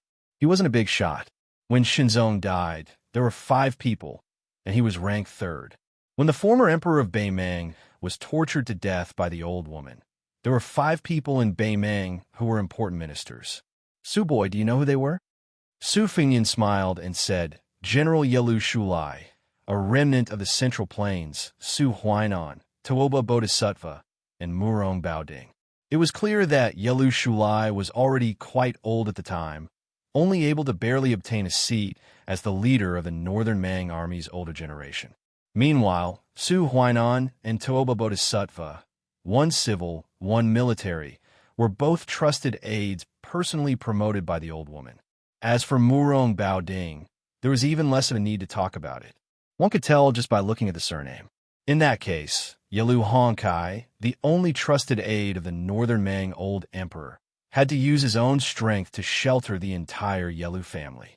However, in the past 10 years or so, other than quarreling with Dongjua when he was drawing ashes to discuss official business, the old man had almost never made a sound out of the Norland. Without a backbone, the Yelu princes and the Prairie Warden were naturally greatly disappointed with this old man. The old man sighed and said, "Helian Wei privately told me that this time the Yelu of Beimang had finally banded together and allowed that Princess Qingwan to quietly enter the central plains of Liang. They must have drawn a big pie for Chun Jibao, a big pie as big as the sky." Su Fingyan frowned and said, "Will Chun Jibao agree?" Chapter 1664. The old man sneered, "I don't know about the schemes of the imperial court, but old man Helian said that during the Guangling War, Liang treated Chun Jibao as the king of Shu with an attitude of using him but not putting him in an important position. It's obvious that they were suspicious of him. After West Shu was conquered, Wu Zhongshuan and Lu Xingxiang would most likely fight for first place, followed by Song Li and the other young generals. Chun Jibao would at most be ranked ahead of Guangling Prince Zhao Yi and Yanxi Prince Zhao Bing. Perhaps even King of Jing and Zhao Sun wouldn't compare to him. Do you think that someone as proud and arrogant as Chun Jibao, someone who even Li Yang's previous emperor, Zhao Dun, regarded as the white-clothed war saint, wouldn't have any grievances? In any case, even I, a layman, feel that Chun Jibao would be sullen. The war of Liangmang had nothing to do with him, and the war of the 2 Liao had nothing to do with him. He finally got out of Western Shu, but in the end, he could only eat leftovers in Guangling Circuit. The so-called war saint title? Isn't it just a joke? Su Fingyan muttered to himself, if Xie Guining hadn't suffered a crushing defeat in the capital, this assumption wouldn't have been possible. But now, Fan Bainu, Yelu Bainu, Yelu Dongchuang, Yelu Honkai, are they the same Su Shao who promised Chun Jibao to be the new Beimang dynasty? Each of us is asking a tiger for its skin. Will Chun Jibao agree to Northern Mang because he thinks that one day he will have the opportunity to rule the north and south and accomplish what Su Shao didn't do back then? The old man didn't disturb Su Fingyan's contemplation. Su Fingyan suddenly turned his head and asked, "What about Gu Jiantang? I don't think he'll be roped in by Beimang.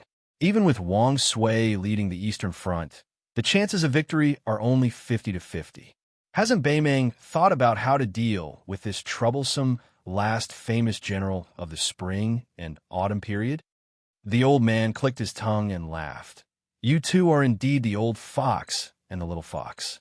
Helian Wei has already expected this." The old man smiled and said, You two are indeed the old fox and the little fox. Helian Wu has already predicted this. The old man smiled and said, let you guess. Su Fingyan squatted down and subconsciously grabbed a handful of hot yellow sand. He thought for a long time. Although Liao King Zhao Wu is a hindrance, the two Liao countries are still considered an iron bucket. Then the breakthrough can only be moved to the west. Between Liaodong and Beimeng, there aren't many people who can be ranked. Jidushi Kainan, Administrator Han Lin, General of Hezhou, and Deputy General are all puppets who were scared out of their wits by our Beimeng cavalry. There's no need to say much. But Jizhou, King of Han Zhao Xiong, I can't see through this vassal king. When I and the Phoenix Battalion passed by Jizhou, this king with the same title as the emperor dared to come to my camp alone and chat with me. Next, Yuan Tingshan, Yang Huqin, and Han Fong, the three generals in power in Jizhou. Yuan Tingshan has his father-in-law Gu Jiantang and Li Jieyuan Castle as his backing. They're both support and restraint. Yang Huqin is going to Jizhou to atone for his crime.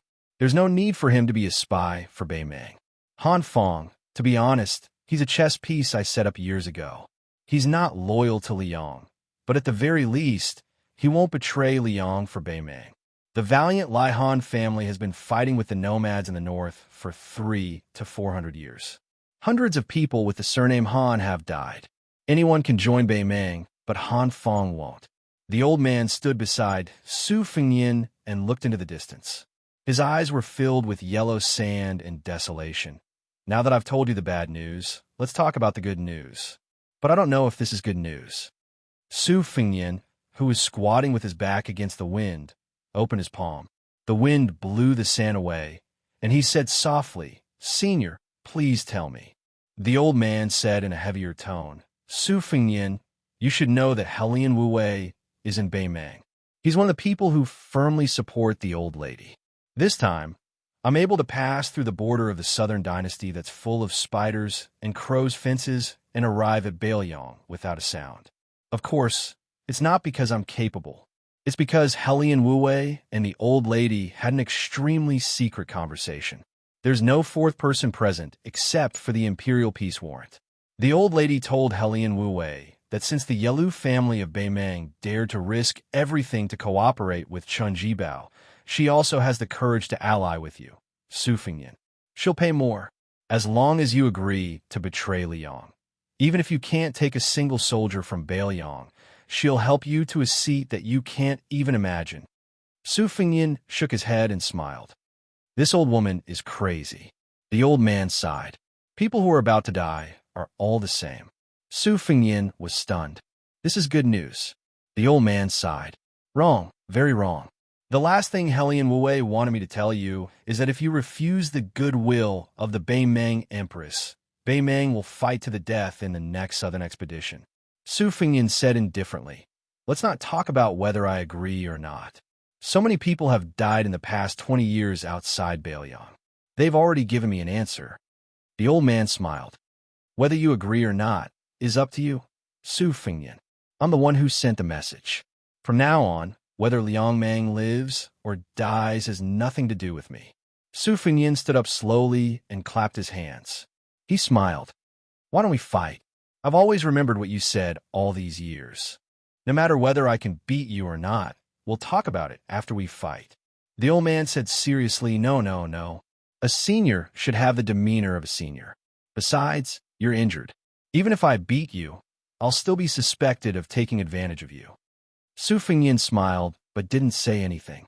The old man's face turned red. He glared at him and said, Brat, don't push your luck. Su Fingyan laughed. The old man stretched out his hand and patted the young king's shoulder.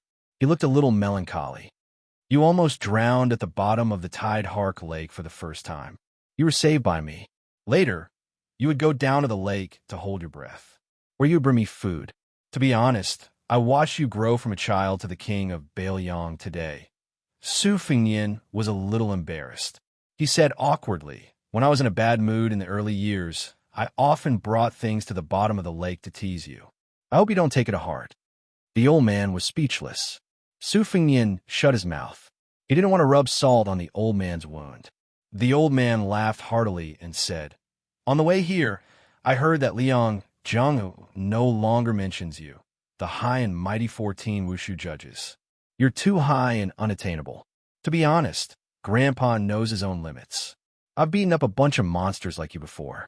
However, I'd really like to meet those so-called 4 sages top 10 masters and those 14 auspicious talisman champions who copied the 13 armors of spring and autumn."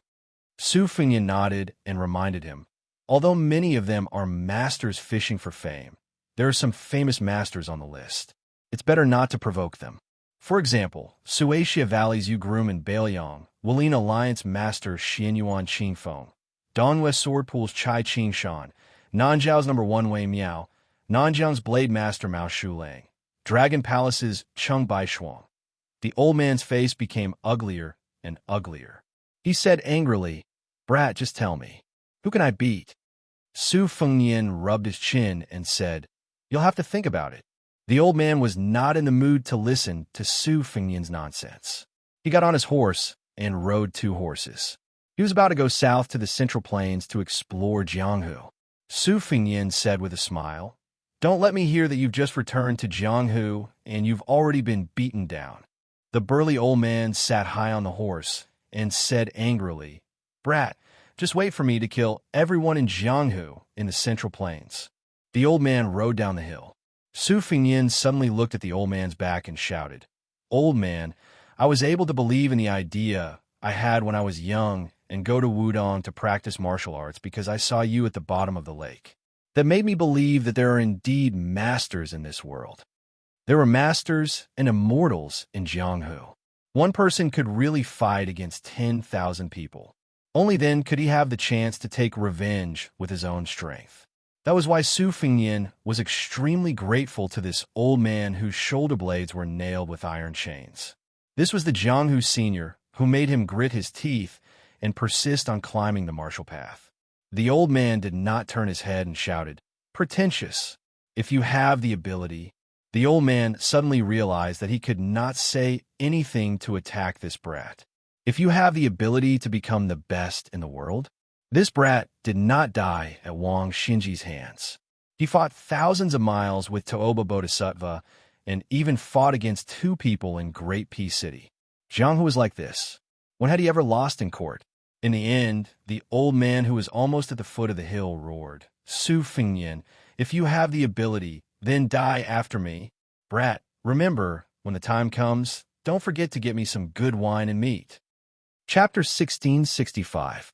Su Fengyan waited until the old man and his 2 horses disappeared from sight. He whistled, and the cold horse galloped over. Su Fengyan mounted the horse. On the way to the new city, Su Yanbing saw that Su Fengyan was worried. He could not help but ask, "Is there a big problem?"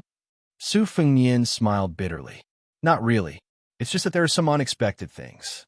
There might be new variables on the side of Gu Jiantang and Chen Jibao." Su Yanbing said somewhat guiltily, "At that time in Great Peace City, firstly, Chen Jibao was not willing to fight to the death. Secondly, I did not dare to force him to fight to the death with all my heart. If I had known earlier, I would have decided victory and defeat with him there." Su Yanbing's so-called victory and defeat was, of course, life and death.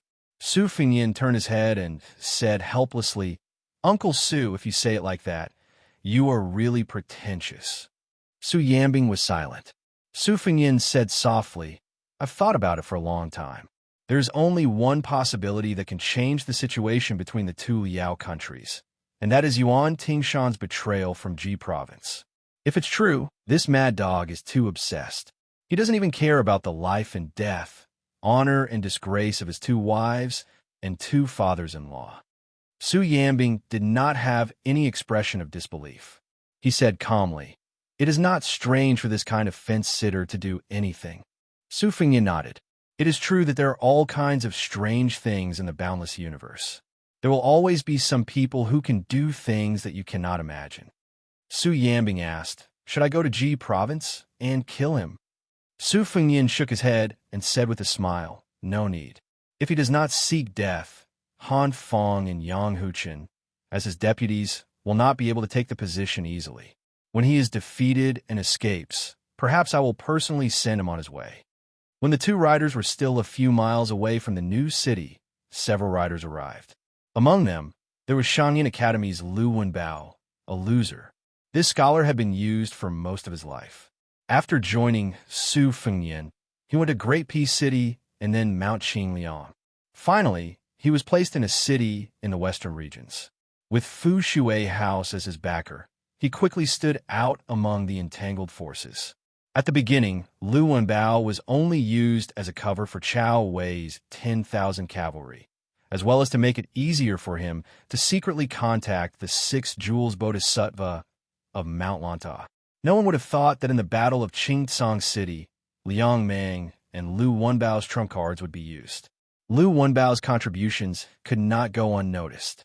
Now, this old scholar was the newly established governor of Linyao County in Liuzhou. Chao Wei, who wasn't able to lead the 10,000 cavalry directly into northern Ming, southern dynasty's hinterland as expected, had a much worse expression on his face. Moreover, these 10,000 elite cavalry had suffered quite a bit of losses outside of Azure City. Not long ago, they had been fighting with Flo Province General Ko Jianghuai and the Dragon Elephant Army over the source of troops, causing quite a bit of unhappiness. There was also a beautiful woman full of heroic spirit. She was the famous widow in the western regions, Madame Chai of the Sima family, Chai Dongbi. At that time, Su Fengnian had helped her and her family during the turmoil against the Sima family, and then rushed to the Battle of Qingtsang City. Other than the monk soldiers of Mount Lanta, which was the main reinforcement, she and Lu Wenbao had roped in nearly 3,000 cavalry troops that could not be underestimated.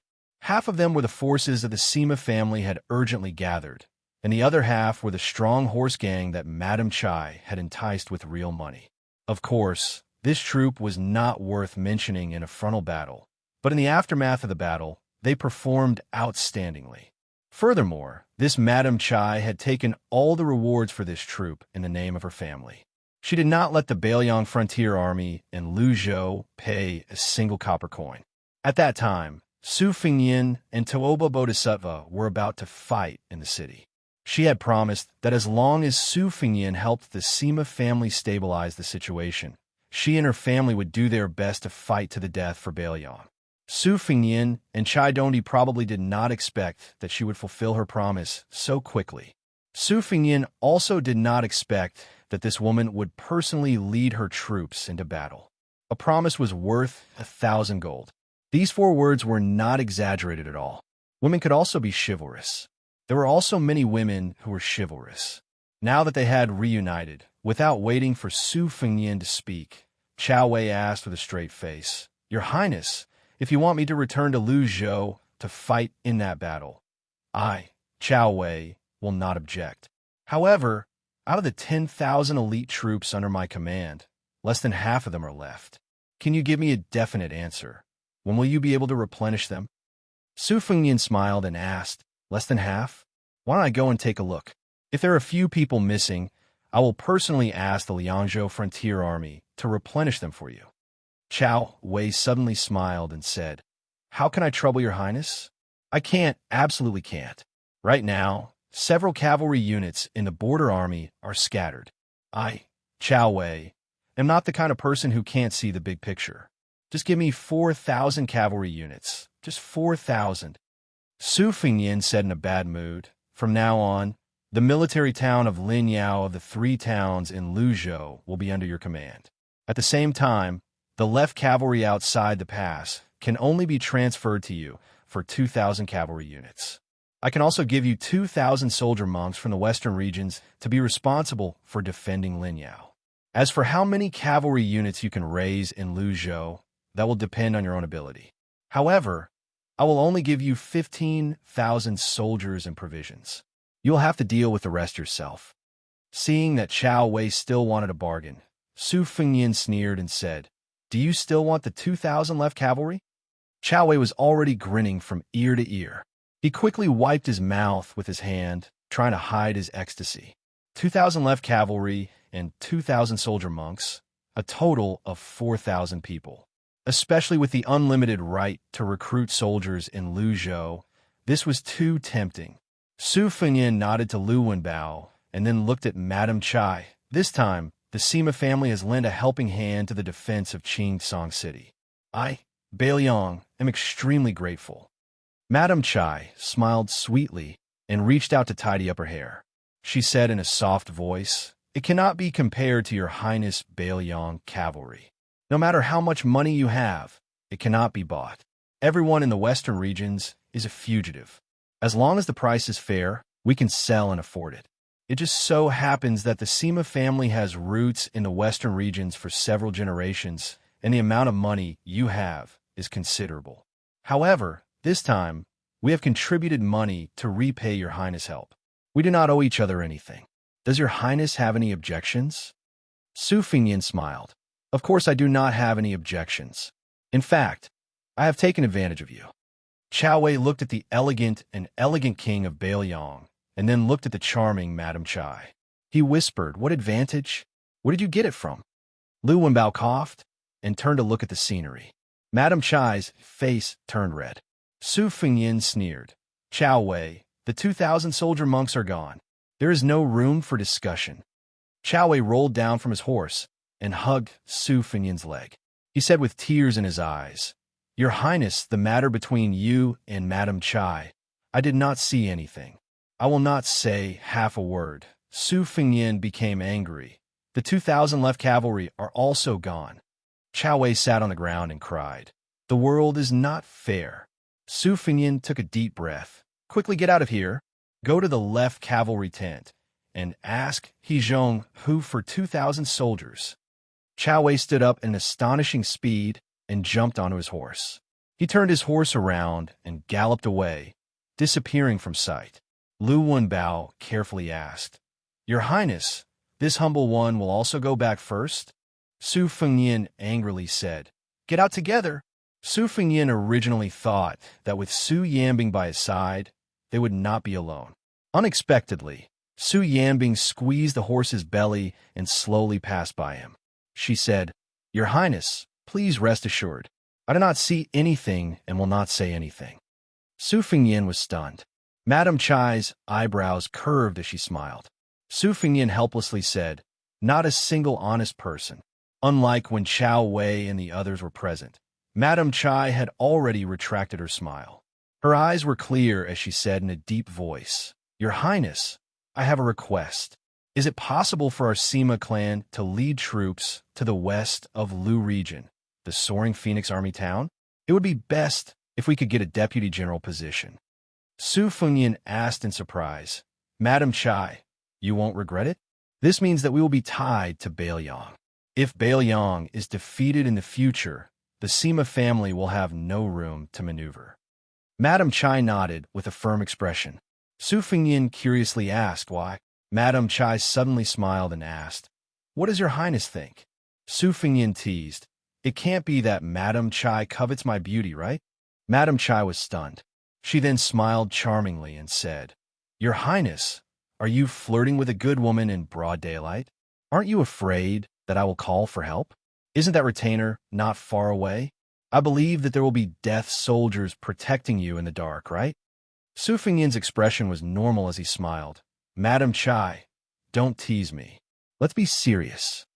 Chapter 1666. Madame Chai tilted her head slightly. She did not look like a young woman who was already a mother. Instead, she looked like a young girl. What was even more amazing was that her posture did not give people the slightest bit of ill will. Instead, it gave people a strange kind of charm and temptation. Su Fengyan took the lead in riding his horse slowly. He said softly, "If Madame Chai is betting that my Bailiang will win so that the Sima family can have a place in the future Bailiang or the Liang dynasty, then I can tell Madame Chai that you don't need to place your bet. You don't need to bring your entire family to this murderous gambling table. If there is really a day when the war ends, I will definitely not treat the Sima family unfairly. No matter what, I still remember that there was a stubborn little girl who cut her own hand just to get Su Fengyan to sign his name." Su Fengyan then turned his head to Madame Chai, who was riding side by side, and smiled happily. He said, "I'm a little proud. I don't want to say anything to those Baoyang men. I don't want to make them feel unbalanced. Take Xiao Wei, for example. I'm more handsome than him, my martial arts are better than his, and the most important thing is that I'm taller than him. If I were to provoke him, it would be too unkind. But Madame Chai is a woman, so there's no harm in saying it. Madame Chai said softly, Your Highness really doesn't treat Chai Dongdi as an outsider. Su Fingyan raised his hands and begged bitterly, Madame Chai, please let me go. Madame Chai held her belly and laughed. Su Fingyan glanced at them from the corner of his eyes, intentionally or unintentionally. The mountains were rising and falling. Su Fingyan actually had no distracting thoughts in his mind. He was reminiscing about the past, but he was also reminiscing about the past. Madame Chai suddenly straightened her back and looked towards the direction of the new city, muttering, I am staking everything on this one throw. I want to obtain an official position for the Sima family. Of course, I'm not lying. Who doesn't want their family to be able to hold the position for generations to come? I, Chai Dongdi, am only a woman who lives in daily life, but I have also read books. My vision is a bit more far-sighted than that of ordinary rural women. Since I have married into the Sima family, I want to be worthy of the Sima family. The prince said that not only Baoyang, perhaps the western regions in the future will also be a place like a paradise. There will be private schools and the sound of studying everywhere. Every family will have elderly people enjoying their old age in peace, and every family will have a woman who can peacefully take care of her husband and children.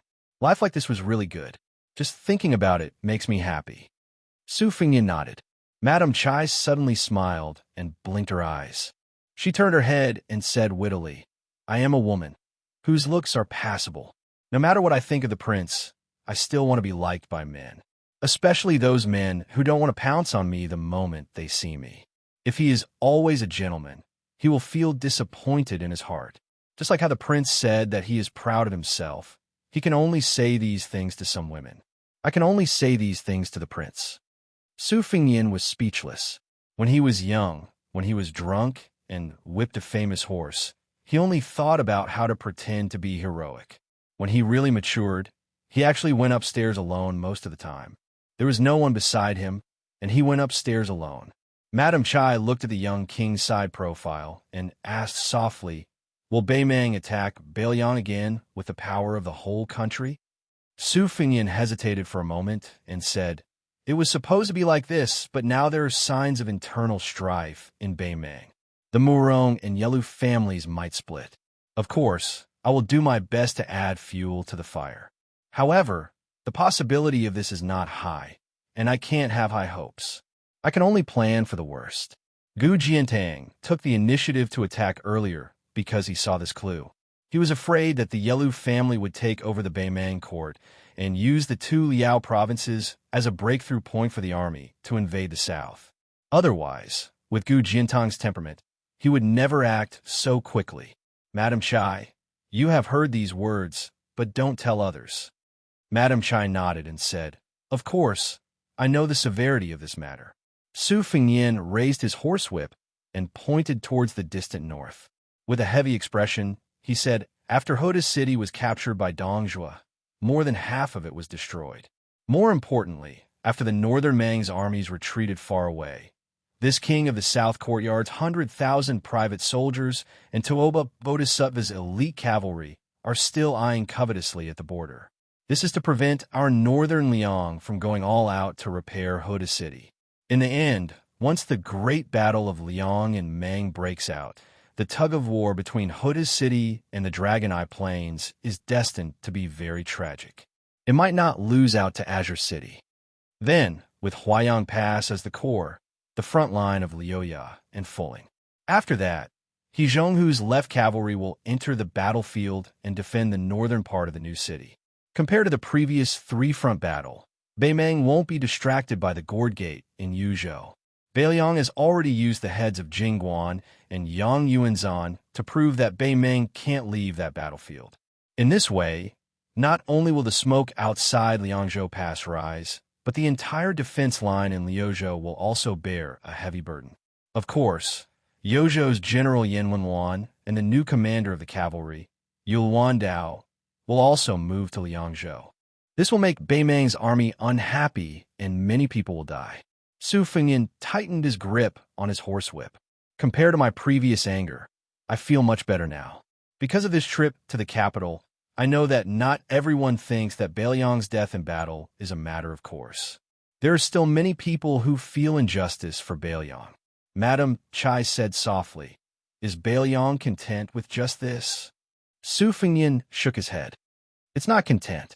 It's just that when Beiliang's people face the north and die, they realize that there are not only people who are mocking and ridiculing them, but also people who are filled with grief, indignation, and guilt. It's not that. For some reason, Su Fengyan didn't continue. Su Fengyan said softly, "I, Su Fengyan, am Su Zhao's son. In this life, I don't have a right to feel sorry for myself. These are my heartfelt words. I'm not lying, but I hope." Su Fengyan paused for a moment. His eyes were resolute. Before the battle with Tuoba Bodhisattva, the six-pearl Bodhisattva of Mount Lantua gave me a blade and a sword. The name of the sword is really good. The name of the sword is loud. Therefore, I hope that the people of the Central Plains don't expect them to be grateful. I also don't expect them to fight in the cold. I only hope that the entire Central Plains can hear the sound of Beiliang's 300,000 cavalry marching north from the northwest border. Hearing this heroic loud will allow them to stop pretending to be mute and deaf. Madame Chai pursed her lips and looked at him in a daze. Su Fengyan suddenly smiled. "We're here." As they approached the new city, Su Yanbing and Lu Wenbao were quietly waiting for them. Madame Chai reined in her horse. "Your Highness, I won't be going to the new city. I'll just take it that your Highness has agreed to give the Sima family a deputy general in the Phoenix Division." Su Fengyan also stopped his horse. He turned his head and said helplessly, "All right." Su Fengyan cupped his fists and sent them off. Then, he slowly moved forward. Suddenly, Madame Chai called out softly from behind him, "Su Fengyan." Su Fengyan didn't turn his head at all. He continued to speed up. Madame Chai laughed loudly. "I, Chai Dongdi, will be waiting for you in the western region. I want to give birth to your child." Su Fengyan fled in panic. Su Yanbing looked at the young king, who seemed to be sweating profusely. He held back his laughter and gave him a thumbs up. Lu Wenbao also gave him a thumbs up. But when the prince stared at him with a murderous look, the Linyuan County governor resentfully retracted his thumb. But Lu Wenbao, who seemed to be ready to die, suddenly gave him a thumbs up again. He didn't want to put it down. Many years later, in the western region's Feng province, after the snow stopped, a woman's hair had turned white. She sat in a wheelchair with a warm and heavy blanket on her knees. She smiled and looked into the distance. She closed her eyes and fell asleep. In a trance, she seemed to have waited for many years. The old woman's eyes were filled with tears as she whispered. When she was about to die, she suddenly tried to open her eyes. She finally smiled. Her vision was blurry. She looked at the person squatting beside her and said in a hoarse voice, "It's a little late." The person nodded and said, "I made you wait for a long time." She shook her head slightly and tried to raise her hand.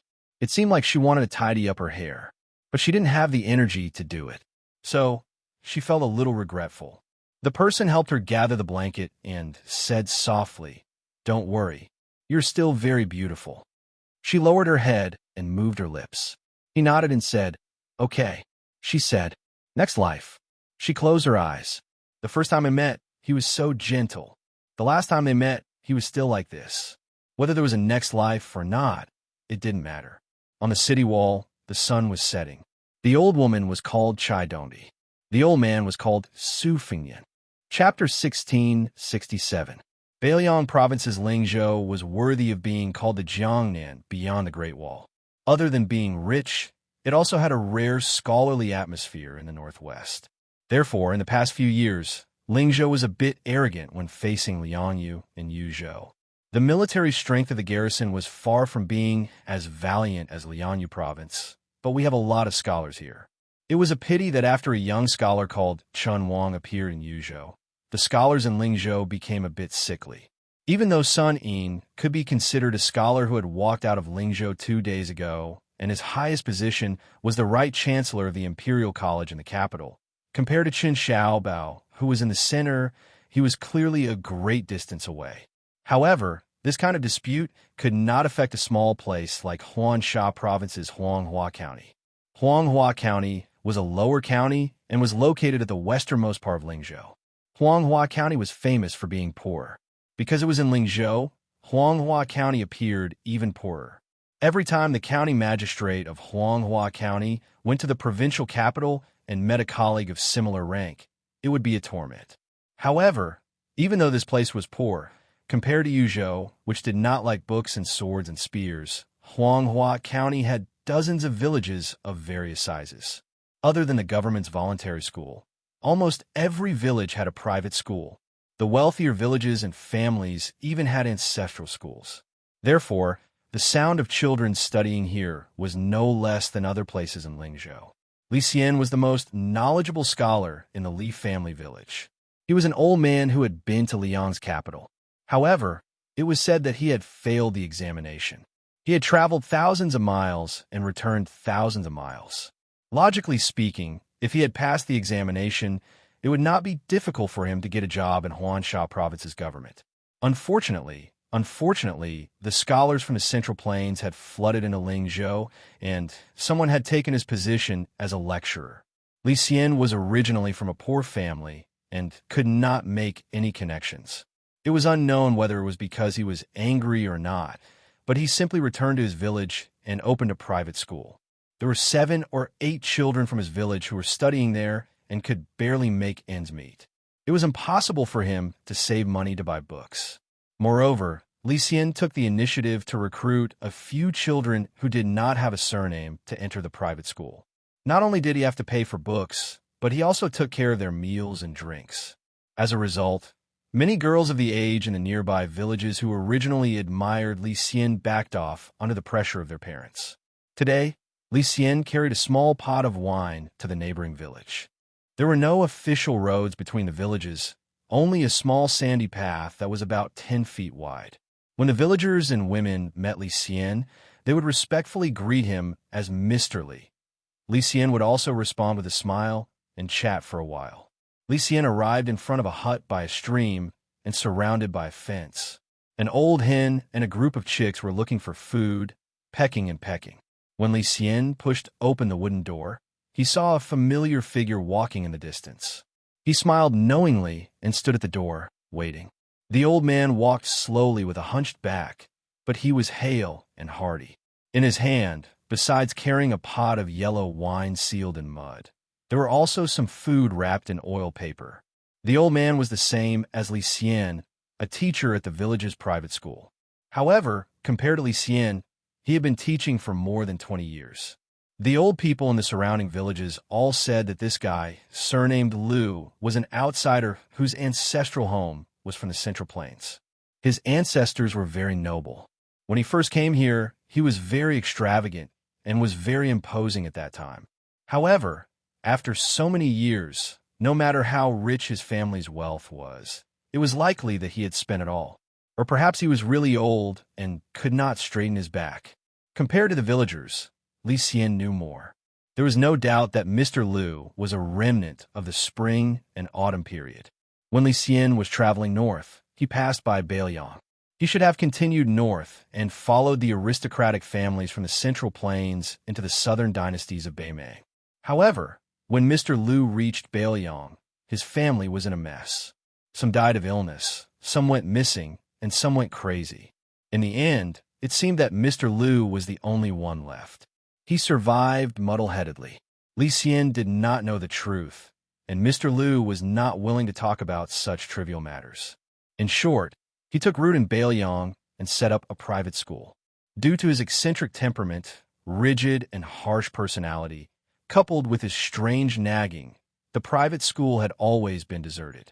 If it were not for the fact that he knew some strange medical skills that even the local doctors could not understand, this old man would have starved to death long ago. As for the person who brought the wine to visit the two of them, he was also an unknown teacher in Yellowflower County. Li Xian's enlightenment of 300,000 was taught by this old man. The first time Li Xian kowtowed in his life was to the memorial tablet of Sage Zhang of the Confucian school and the old man who was a teacher. Now that he thought about it, this teacher's knowledge was neither high nor deep. He definitely could not compare to Mr. Lu, who hid his knowledge well. However, to Li Xian, who was already an official, a teacher was a teacher. He would not add a surname like how he addressed Mr. Lu in front of him. The villagers did not have as much respect for this poor private school teacher as Li Xian, who believed in teacher for a day, father for life. They liked to call him Old Baldy Wong. Incidentally, when some naughty children were working in the neighboring fields, or when the teacher borrowed money from their parents, they also dared to laugh and call him Old Baldy Wong. As for whether they would be beaten later on, that was another matter. The children in the village were all thick-skinned and could run around the mountain barefoot. So what if they were beaten a few times? Li Xian's enlightened teacher, Wang Chongqing, was not on good terms with Mr. Lu. The two old men were about the same age, but had been through a lot. They quarreled from their middle age to their twilight years. Generally speaking, Mr. Lu's words were vague and vague. It would take a few years for people to realize what he had said. His words were not vicious at the moment. Wang Chongqing's village slang was always eloquent. It was not very literary, but its lethality was not something that Mr. Lu could match. However, Mr. Lu was always calm and in an invincible position. Their quarrel often became like a chicken talking to a duck or playing the lute to a cow. They never got tired of it. It had been more than 20 years. This time, Li Xian took out money from his savings to buy a pot of green ant wine because his teacher had just been taken over by someone else and had lost his job as a private school teacher. In a fit of anger, he was bedridden. The new teacher was even younger than Li Xian, who was nearing 30 years old. Li Xian had seen him once before. He spoke well and was a foreign scholar. Unlike the majority of scholars who went to northern Liang to enter Yamen, this scholar did not seem to like being an official. He was only interested in teaching. As for why he came to northern Liang to teach, only God knew. However, there were also rumors that this scholar had fallen in love with a young lady in the village at first sight at the Yellow Flower County Market. Therefore, he came all the way to the village to stay. Li Xian was a person who did not pay attention to the outside world when he was studying and was now teaching. He was not willing to investigate this matter. He felt that if it was true, then they could be considered a scholar and a beauty. Of course, he was willing to give his blessings to the lovers in his heart. From the corner of his eyes, Li Xian had already seen the teacher who wanted to go out and bask in the sun. When he saw the two figures, he immediately retreated into the house. His legs were very nimble. He probably went back to his bed and pretended to be sick. Li Xian and Mr. Lu walked into the slightly dark room together. The latter slammed the rice wine and food on the small table and said angrily, "There's wine and meat today. Old Baldy Wong, if you can get up, then you and I can eat and drink until we're clean. If you don't get up, then I'll help you eat and drink in front of you." Wang Chongqing, who was lying on the bed, snorted coldly. "Rice wine?" Mr. Lu said angrily. "If it's not rice wine, then is it Belyong's green ant wine? If you want me to drink green ant wine, then the sun will rise from the west. Drink it or not." Li Xian could only act as a peacemaker and said with a smile, "Teacher, I brought a pot of green ant wine. Mr. Lu has soy sauce meat. How about it?" Only then did Wang Chongqing slowly get out of bed. After getting up, he straightened his clothes. Mr. Lu sneered, "A monkey wearing a hat." Wang Chongqing slanted his eyes and said, "Look at the clothes I'm wearing. It's brand new. This year, I'll even buy a new set of clothes. Look at the clothes you're wearing that year after year. You're completely disgraced." Mr. Lu calmly said, "To be noble when there is nothing to do, to be rich when there is no need to sleep early, to be rich when there is no need to walk slowly as a carriage, to eat late as meat, to wear ragged clothes as a fur coat. This is to live in peace and happiness." Wang Chongqing rolled his eyes and said, "If you're poor, then you're poor. Do you have a reason for it?" Chapter 1668. Mr. Lu sneered, "Unlike some frogs at the bottom of a well, I have traveled thousands of miles in my life and have seen the heavens in human affairs. I have also read thousands of books in my life and have seen the heavens in human affairs. Ha! In this poor and remote Bailiang, I often see old scholars obsessing over old piles of paper for decades. Once they step out of the door, they lose their sense of direction. How laughable, how laughable! Especially those old piles of paper. If placed in the Central Plains where farming and reading are passed down, even a normal child would be able to recite them backwards. Wang Changqing was too lazy to pay attention to Mr. Liu. He sat down on a small stool and took the open pot of green ant wine from Xian. He lowered his head and sniffed hard. With an intoxicated expression, he said, "Just this smell alone is worth 7 or 8 taels of silver." Using the light from the broken window, Wang Changqing and his student, Li Xian, drank the green ant wine, while Mr. Liu drank the yellow wine alone. Wang Changqing, with his sparse hair, stepped on the stool. Compared to Mr. Liu, who sat upright and still, he did not look like a teacher. On the other hand, Li Xian, who was taught by Wang Changqing, did not lose to Mr. Liu in terms of elegance. Wang Changqing poured 2 bowls of wine. Li Xian smiled and shook his head. Wang Changqing pointed at his proud student and said regretfully, "If you don't drink, how can you write a good poem that will be passed down through the ages?" Mr. Liu said sarcastically, "Wang Changqing, you have drunk at least a few 100 pounds of wine in your life. Have you ever written a good poem?" Although Li Xian can be considered half a student of yours, he is a true Jiren. In my opinion, it is only because of his status in Bailiang that he could not pass the Xianxia examination. Is he someone you, Wang Changqing, can teach? Wang Changqing drank a mouthful of green ant wine and wiped his mouth. He retorted, "I can't teach. You Lu Shumai can teach. Just because your family background is better, you can memorize a few more books. What's so great about that?" Mr. Liu wanted to say something, but stopped. In the end, he did not say something. He only said angrily, "Unreasonable." Wang Changqing drank another mouthful of wine and then burped. He picked up a piece of meat with 2 fingers and threw it into his mouth. Instantly, his whole body felt comfortable. Li Xian could not resist his teacher's persuasion to drink. After drinking half a bowl, his face turned red. The 2 old men drank and ate meat in silence, but one used his hands while the other used chopsticks. It was rare for Mr. Liu to get drunk. He was a little embarrassed, but also a little proud. His absent-minded eyes were filled with nostalgia. He muttered to himself, "I wish I could marry 10 women. I wish I could be a chew." Old Baldy Wang used his elbow to lightly poke the slightly tipsy student and asked in a low voice, "What's so special about 10 girls?" Li Xian smiled and said, "In the spring and autumn period of the past, there were 10 great clans. It's probably from a classic story." Old Baldy Wang was amused. Didn't our great general teach him a lesson? Wang Changqing's voice wasn't small. Mr. Liu immediately glared at him.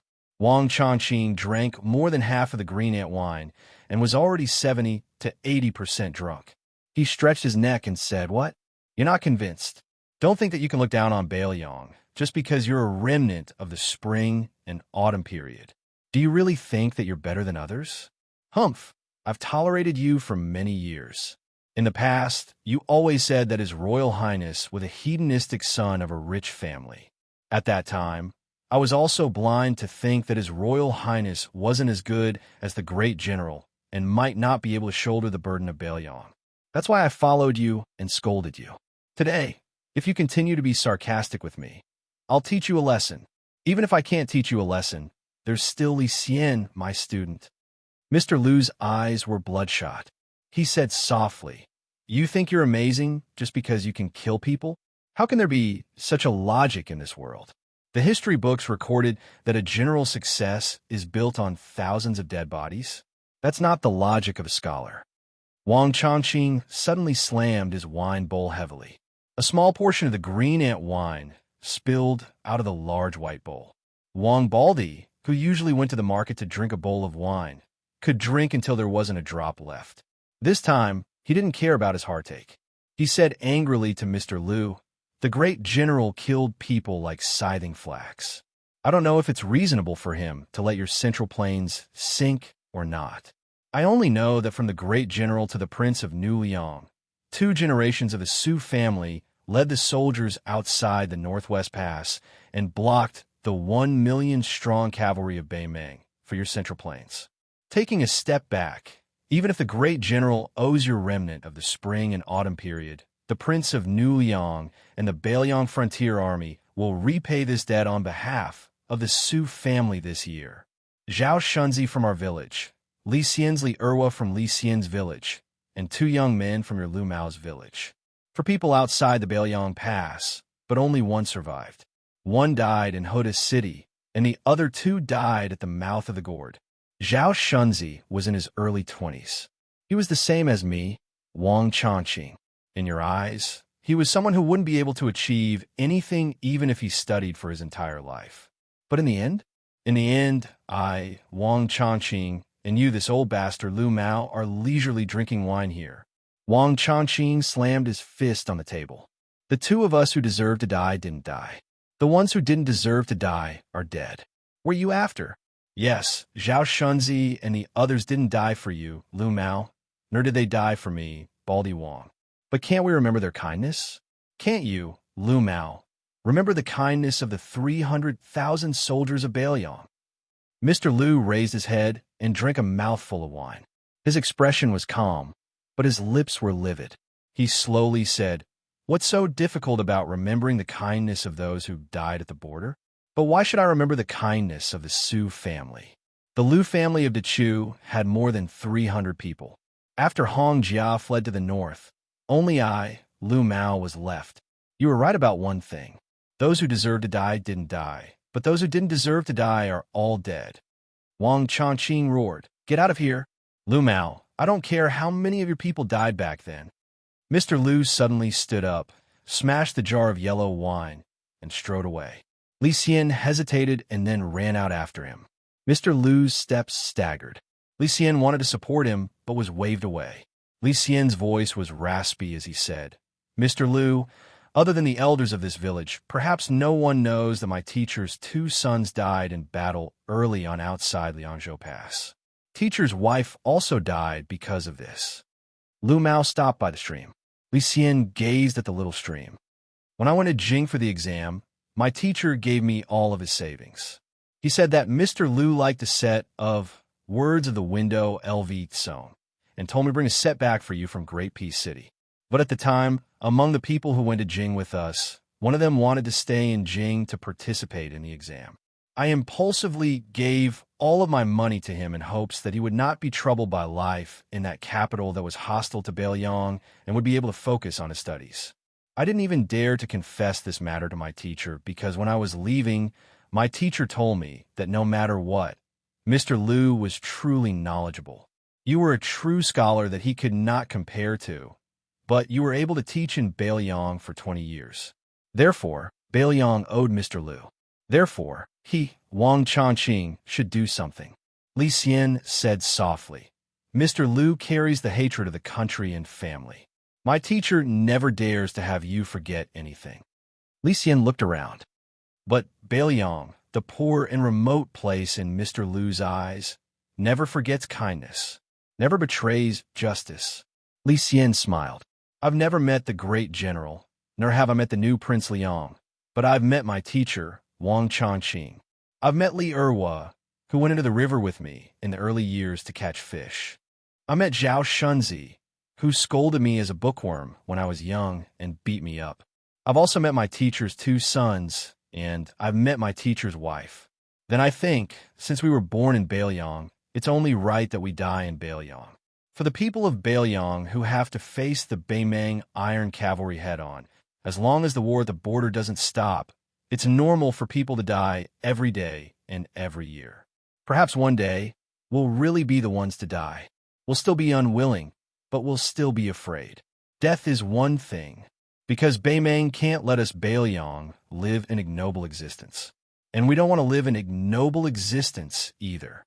Mr. Lu, you said that in the early years of the Central Plains, people hated not being able to marry 10 women and hated not being able to be Dechu.